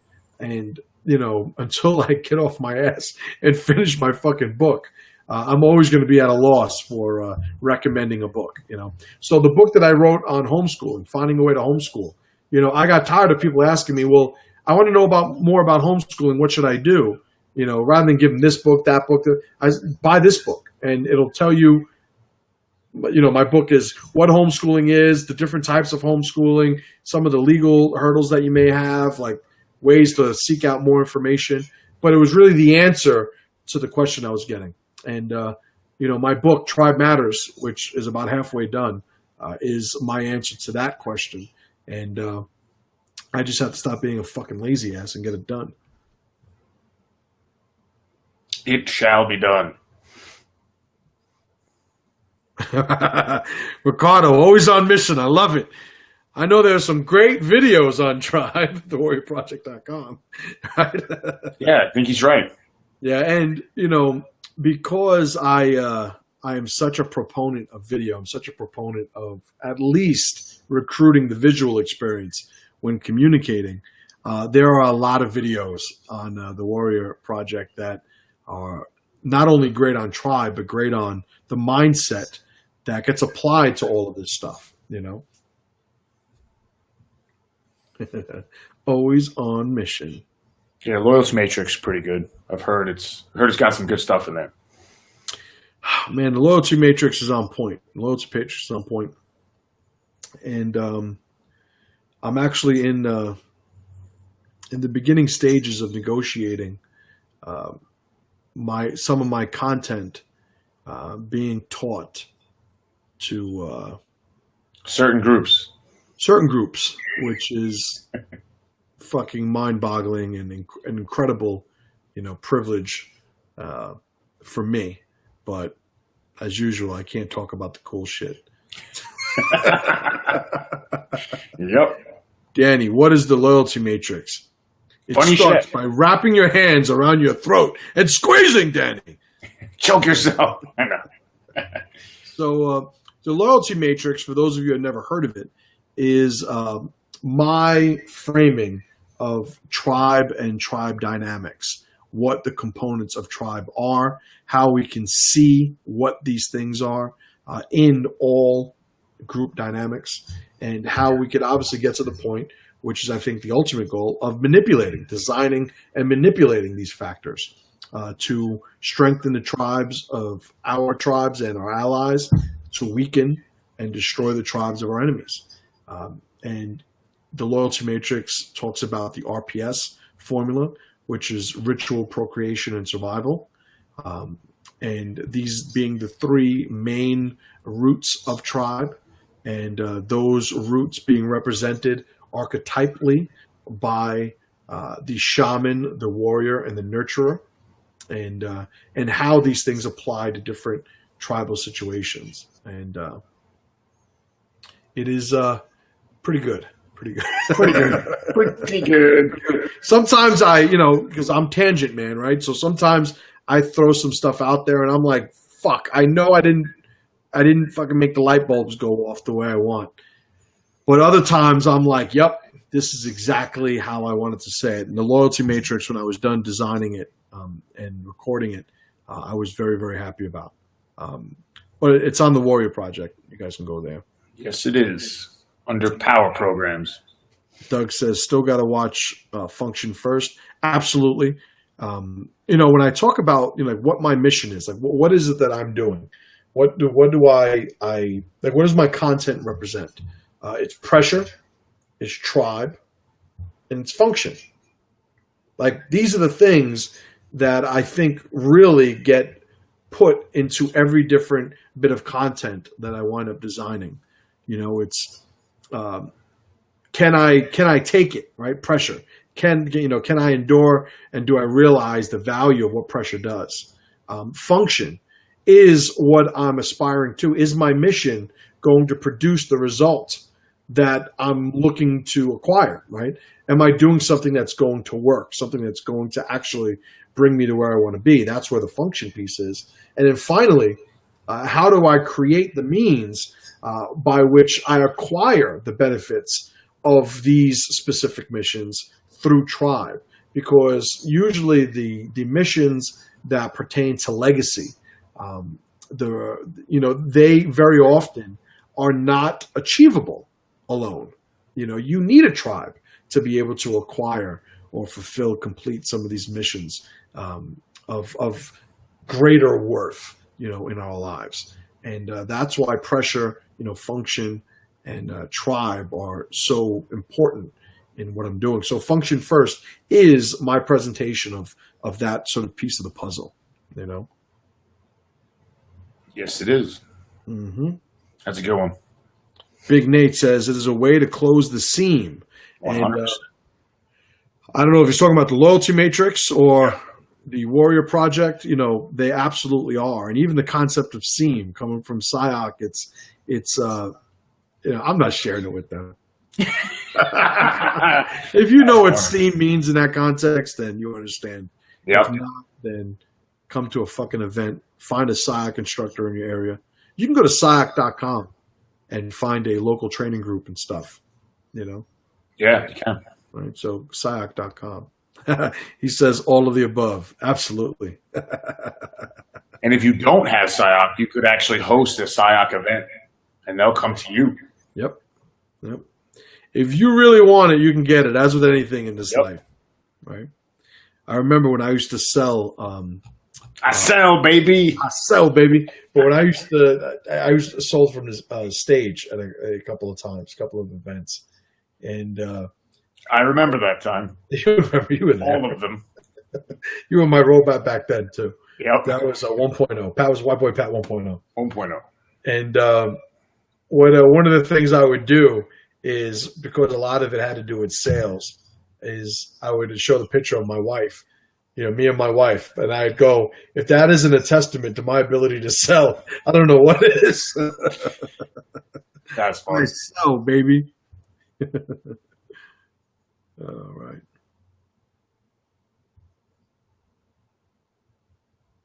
All right, what else? Jamie, what's up, Jamie? Up in Canada. He says, Garmin Lords, Way of the Heathen is a decent book if you can find an affordable copy. I'm sure there's probably a PDF lurking around the interweb somewhere. All right. Okay. Nate said earlier, look for the content episodes covering the RPS formula. Master Chim, yep. Absolutely. And the Loyalty Matrix, episode 1 is actually, is it free? It's on YouTube. I think you got rid of it. I think you took it down. Yeah, I think you took it down. I don't remember. There was my recollection is it went up, and then there was a time period, and it expired, and you took it down. You can check, though. It might come down now. If it's not, it might be like, all right, fuck it. I'm going to look. No, if it's still there? I don't know. I'm looking on YouTube right now. Yeah. I don't remember. The Loyalty Matrix. So I'm just putting it in the search. You find that someone pirated the whole thing and all of them are up. No, it's there. Is it there? There you go. It's there. You know what? Hold on a second, Pat. I'm going to put you here by yourself. I want you to go over the Warrior Project. I'm actually going to put the Warrior Project thing up with you. Okay. I hear my dog going crazy upstairs again. Sure. So go over everything again, and I'll be right back. All right, cool. So Warrior Project, as you can see, that is the new Pressure Project members. The way it works, exactly the same way as before. It is the same site. We just have a new design. We're going to be adding stuff to it. We want to differentiate between the Pressure Project and the Pressure Project members. People are getting confused. So now it's clear delineation. If you're a Warrior Project member, same benefits, same awesome content, just more of it. We redesigned the whole site, so everything is now Warrior Project. The memberships reflect that as well. Anyone who's a member right now, if you guys aren't a 2-year member, make it happen. 2-year member, or if you're going to go to the monthly membership, $47 a month, $497 for the year. For the people that are currently members, you guys can, if you have an active membership, message me. We can get you all on the tribe page. If you're not a 2-year member, either a Legacy or Power member, you can renew at that level and stay there, and that will grant you access to everything. If you are currently, let's say, 6-month member and you have 3 months left, you still have 3 months. You'll have 3 months, it'll end, but at the end of that 3 months, if you didn't do it by June 1st, you have to go to the full price. Same goes for anyone who's, let's say, a year member. Let's say you have 9 months left on your membership. You have 9 months left on your membership. You're not losing anything. But at the end of that 9 months, you'll have to renew at the current rate, which is the $497 for the year or $47 a month. So by June 1st, square that away, take care of everything, and upgrade to the full membership. Be a full Warrior Project member. All right, they already know that. All right, fuck them. Yeah. But some people don't know it. I've been catching some people like recently that missed it, so I'm going to keep saying it. There's a certain point where that's their fucking problem. Yeah. All right, so this is from Jamie. I also got FYI that I've read a lot of Gaiman's work, so I might be conflating some of it with the Way of the Heathen specific. But if you're thinking about laying down $5,000, I wait for him to see. Right, yeah, fuck $5,000. What the fuck is the book? Was he reading? That he was talking about earlier. I know, but was he come to your house and read it to you? No, but he was saying that that's where the prices are right now. Wow. So in lieu of spending $5,000, wait for my book. Yeah. And I agree. MC's book will be $4,999. You know what I'm going to do? What are you I'm going to do? Finish my book, and then what I'll do is I'm going to send every copy of the Warrior Project or every person in the Warrior Project a free copy. Cool. So another incentive. So, which means, when I start doing it, and again, this is the value of tribe. I'll put myself on the hook for, giving somebody something and they'll expect it and it'll pressure me to finish it more. Fucking A. So, let's talk about the American Gods. Yeah. Did you see the last episode? Yeah. Gay as fuck. There was some gay shit happening. I'm so glad it was like two fucking Muslim dudes or something. He doesn't grant wishes. But he doesn't. Depends on what your wish was, I guess. Oh, yeah. So in the book, it's a blowjob. Yeah, well, it was a blowjob here too, as in he almost blew him up. Well, he did. He took him over. That's what the whole thing. Yeah. So what is the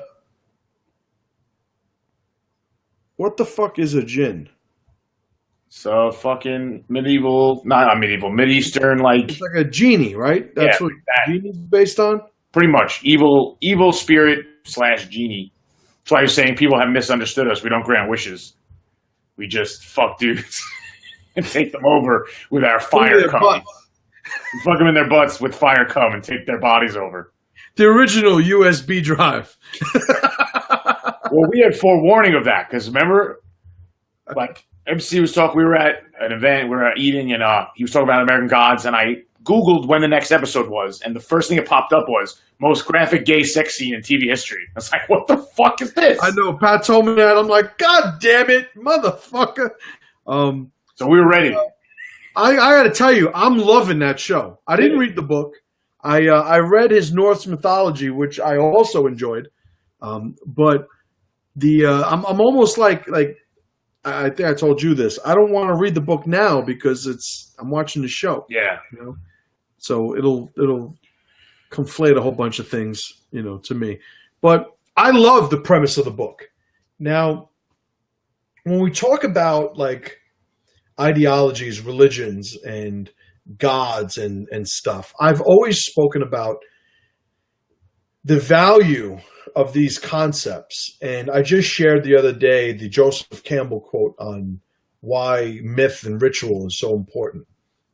And the value of so much of the power that comes from a people's gods is in the formulas that they develop to navigate that experience, to navigate their survival, through dealing with each other, through dealing with each other and the land and the climate, the seasons, what have you.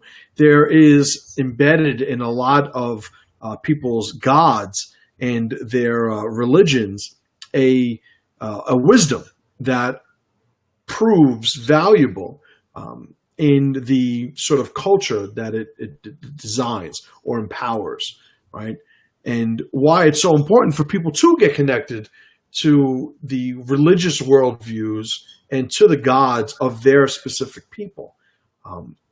Because there is actually wisdom that is programmed in us individually, that can only be accessed through the experiences that are connected, to that wisdom. And I think that's why it's so valuable for that to happen. And one of the things I love about American Gods, obviously I've just seen the first 3 episodes, like most people who haven't read the book, I love the idea of when people stop believing in you, you stop becoming powerful. I've always spoken about the skeleton key, right? Yeah. I've since remembered the name of the movie, so I don't have to ask you. But the skeleton key was just that with these voodoo spirits, right? In these 2 individuals, like they had to find the people and they had to make the people believe in what they were before they were strong enough to actually have power to possess them. And he had a great line, said, I can survive a lot, but can't survive when they don't believe. Right, right. And I can't survive that. Like that's right. And at a minimum, it's you get to see Ian McShane, Swearingen, playing Odin, which I could watch him in anything because he's so fucking awesome. Cocksuckers. I started saying that, like, that became part of the daily fucking vernacular after watching Deadwood. Cernabog, very cool. Yeah, the fact that they have Chernobog and his bloody hammer, a god of my people, pleased me. Now, him being a Slavic god, which it's fucking perfect, because when you do the research and you actually look at the characters and how they're portraying it. Gaiman obviously has done a good job in finding legitimate deities and connecting them through the story to their people. The spider, the one that Orlando Jones played. I don't know, what was the name of it? Anubis? Was it Anubis? No, that's Anubis. Anubis is the Egyptian. I forget what it is. Starts with an A. I forget though. Yeah. Anansi. Yeah. Anansi. But finding these connections, like, it's just, I think it's an incredibly well done paradigm to present to people, like how all these gods could coexist, but their power is derived from their people believing in them, and the whole thing with the Black Viking, you have this guy, Wolf, right? Spirit Wolf, that's his name. What's his name? Moon Wolf? Moon something. His name is Moon. Moon? Spirit Moon? Wolf Moon? I don't know. I just know Moon. I don't know. They call him Moon. Shadow Moon. Shadow Moon. So, Shadow Moon, black guy, obviously. Well, obviously there are going to be people who have a problem with, Ricardo says Jack Kirby and Marvel did it first. Well, of course they did. I mean, and they probably did it better. Because comics are better than novels in today's day and age for the most part. Or I guess older comics. But old. Let's go old. New comics are terrible. Right. So, looking at the paradigm that he's establishing allows people, it creates a framework for people to process the unnecessary need that some people feel to kill other people's gods in order to validate their experience with their own. I have my gods. We've always said it on the podcast, Conan and Subutai, on the mound talking about their gods, how, they basically share pride in their god.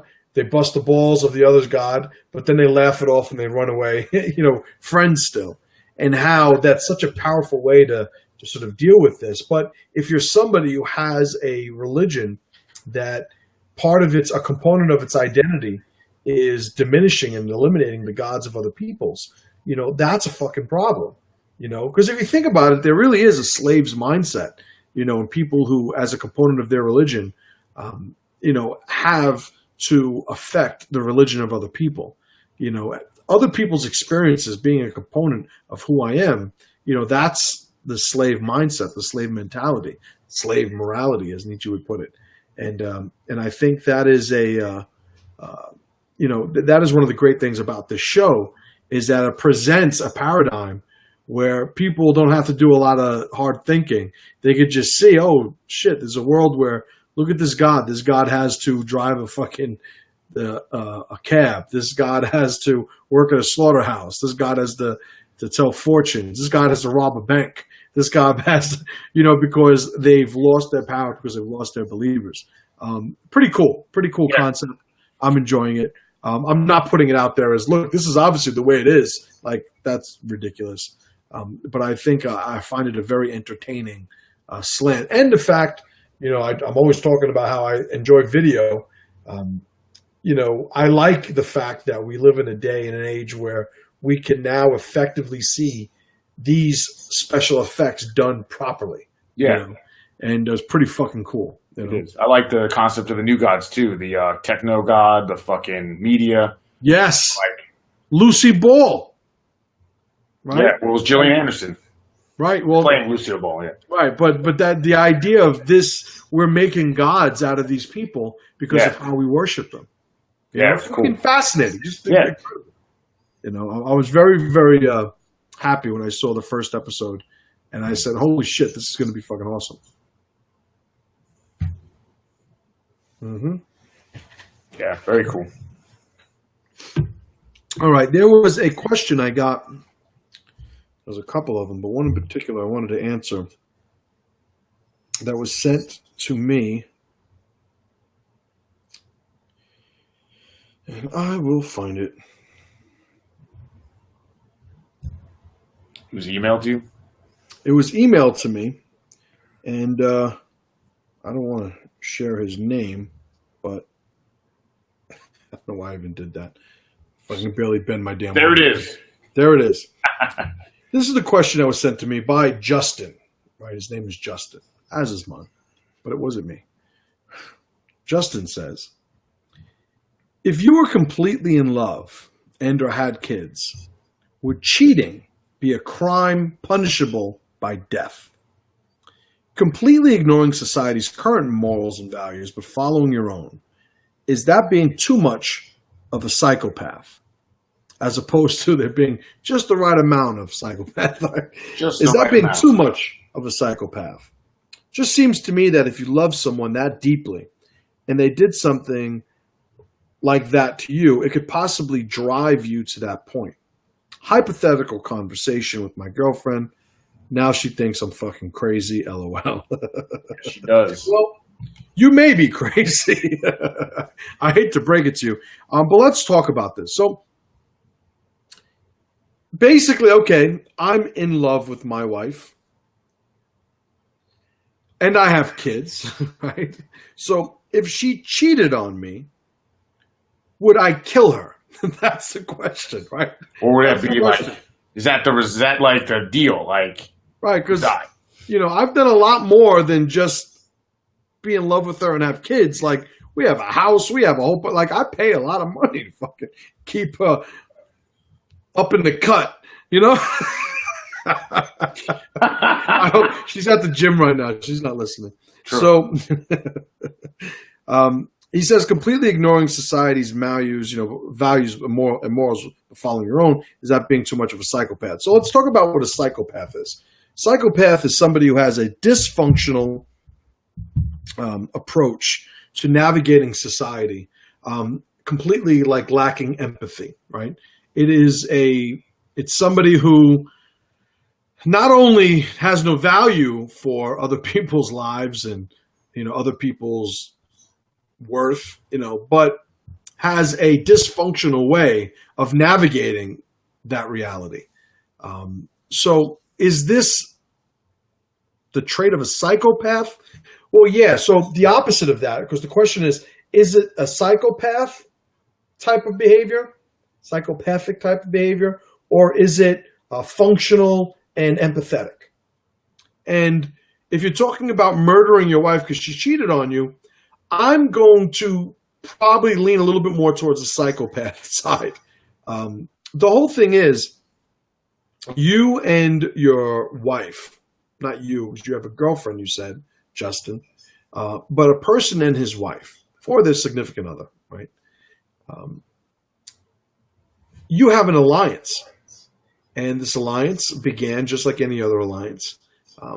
The two of you exposing a vulnerability to one another in order to come together to create the synergy to pursue a mission. But it is an alliance, and there's two components of an alliance that you have to pay attention to. I say this all the time. Number one, the mission that brought you together. And number two, the expiration date. All alliances have a pending expiration date. For a lot of people's marriages, it's when one of them dies, right? That expiration date of the marriage.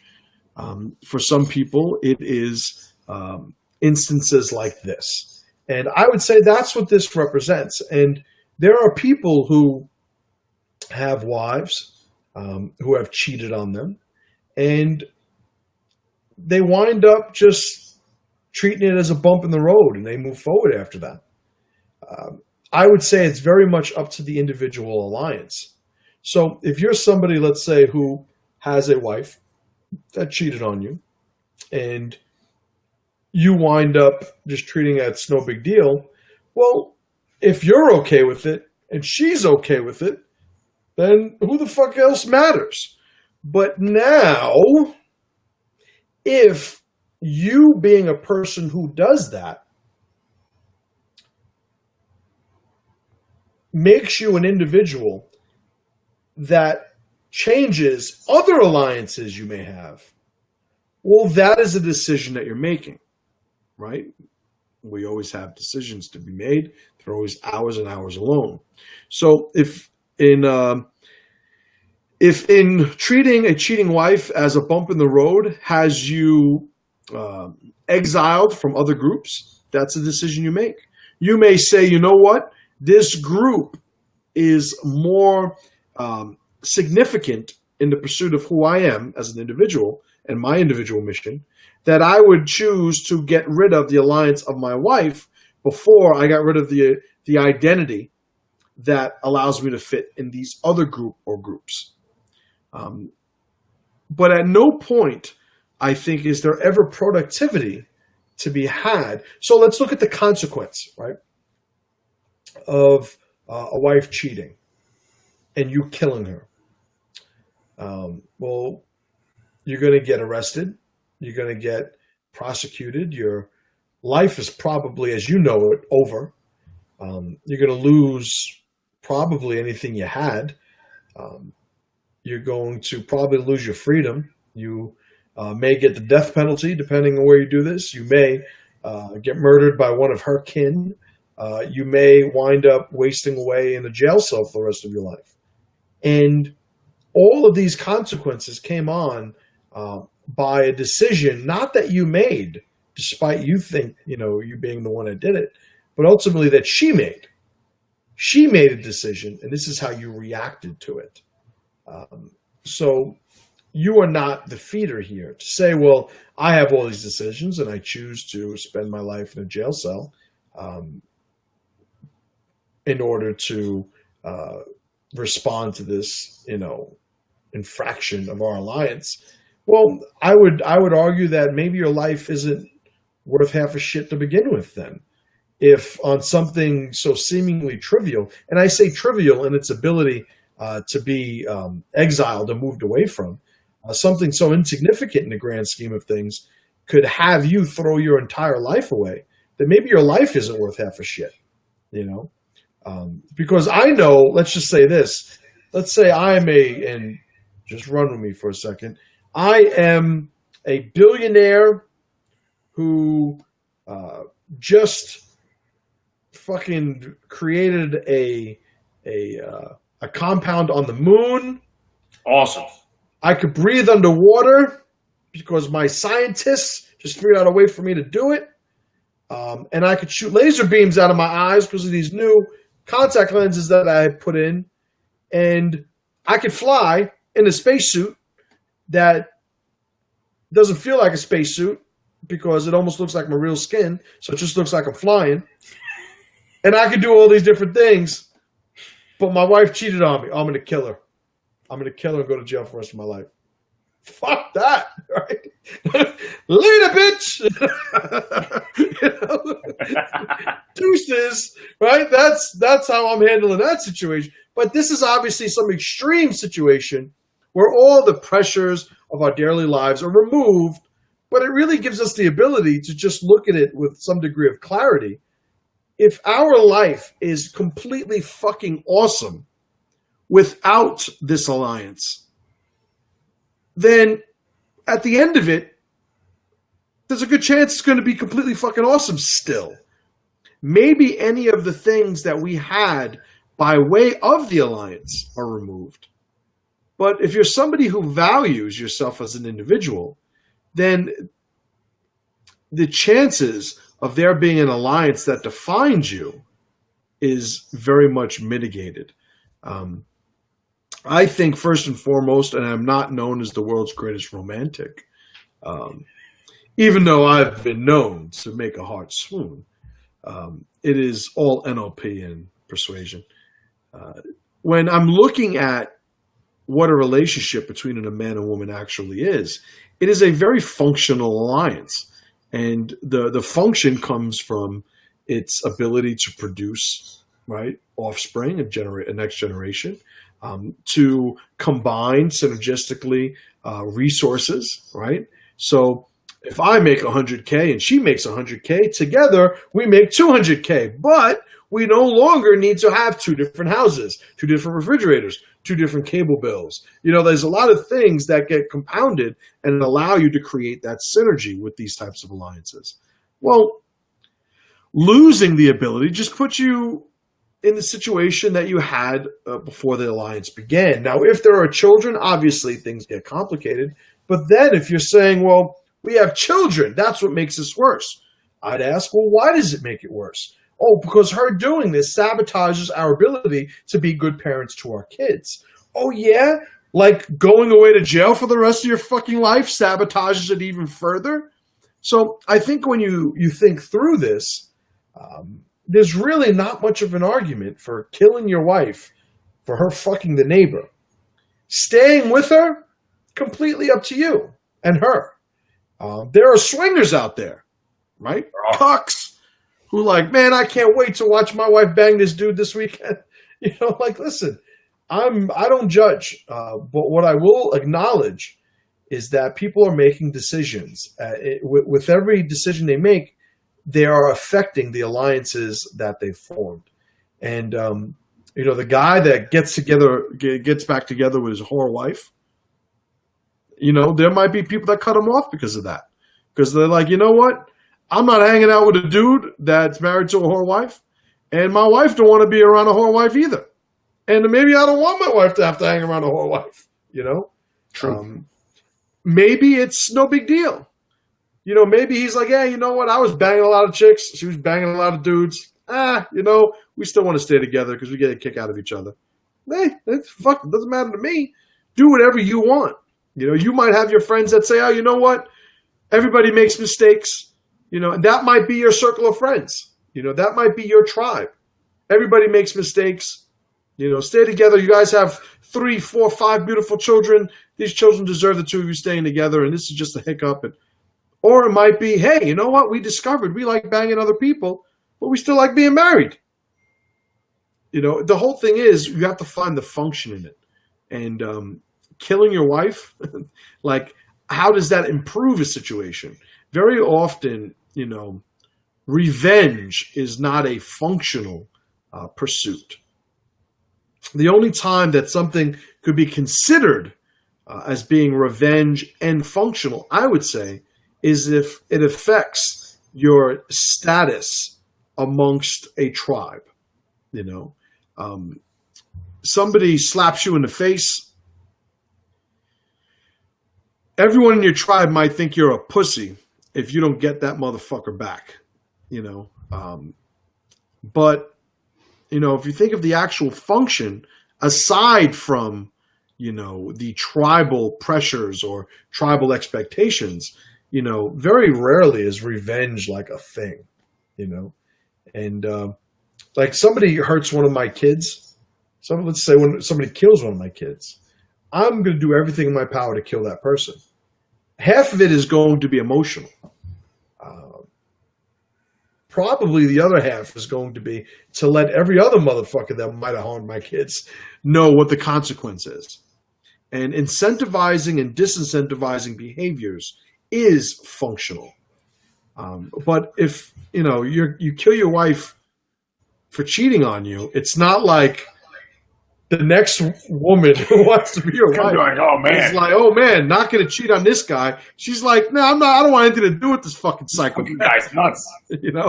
But you never know. Dick might just fucking fall in me one of these days. I don't want to die for it. Well, what if he moves the line? Like, this week cheating is death. Next week it's like no laundry is death. Start fucking moving the line around. I got to wear a fucking ninja mask, walk around all hot in the desert. Meanwhile, I know his dick smells like goat. Not without my daughter. Not without my daughter. He changed. So I hope that affects that answers. I'm reading Ricardo's comment. He says second, third, fourth orders of effects. That's right. Yeah. Nothing happens in a vacuum. No. But I hope that answers your question, Justin. I appreciate that. We're going to end it there. I'm going to bring up our homeboy. We got to name this guy. I'm going to think of something cool to name him. right? But man, I'm excited about the Warrior Project. I'm excited 100%. about the direction it's going to take. A lot of cool shit. It's cool behind the curtain. Yeah. But I digress. The Monday conversation for the Warrior Project members, is that up on the member site yet? Yeah, it went up the same day. Yeah, so fucking on point. But everything's good there. I appreciate you guys. ThePressureProject.com is our website. Info@ThePressureProject.com is still our contact email. TheWarriorProject.com is our membership site. So check that out, and I guarantee you will be happy that you did. All right, guys. Thanks so much. Talk to you guys soon. And as always, brothers, pressure to power.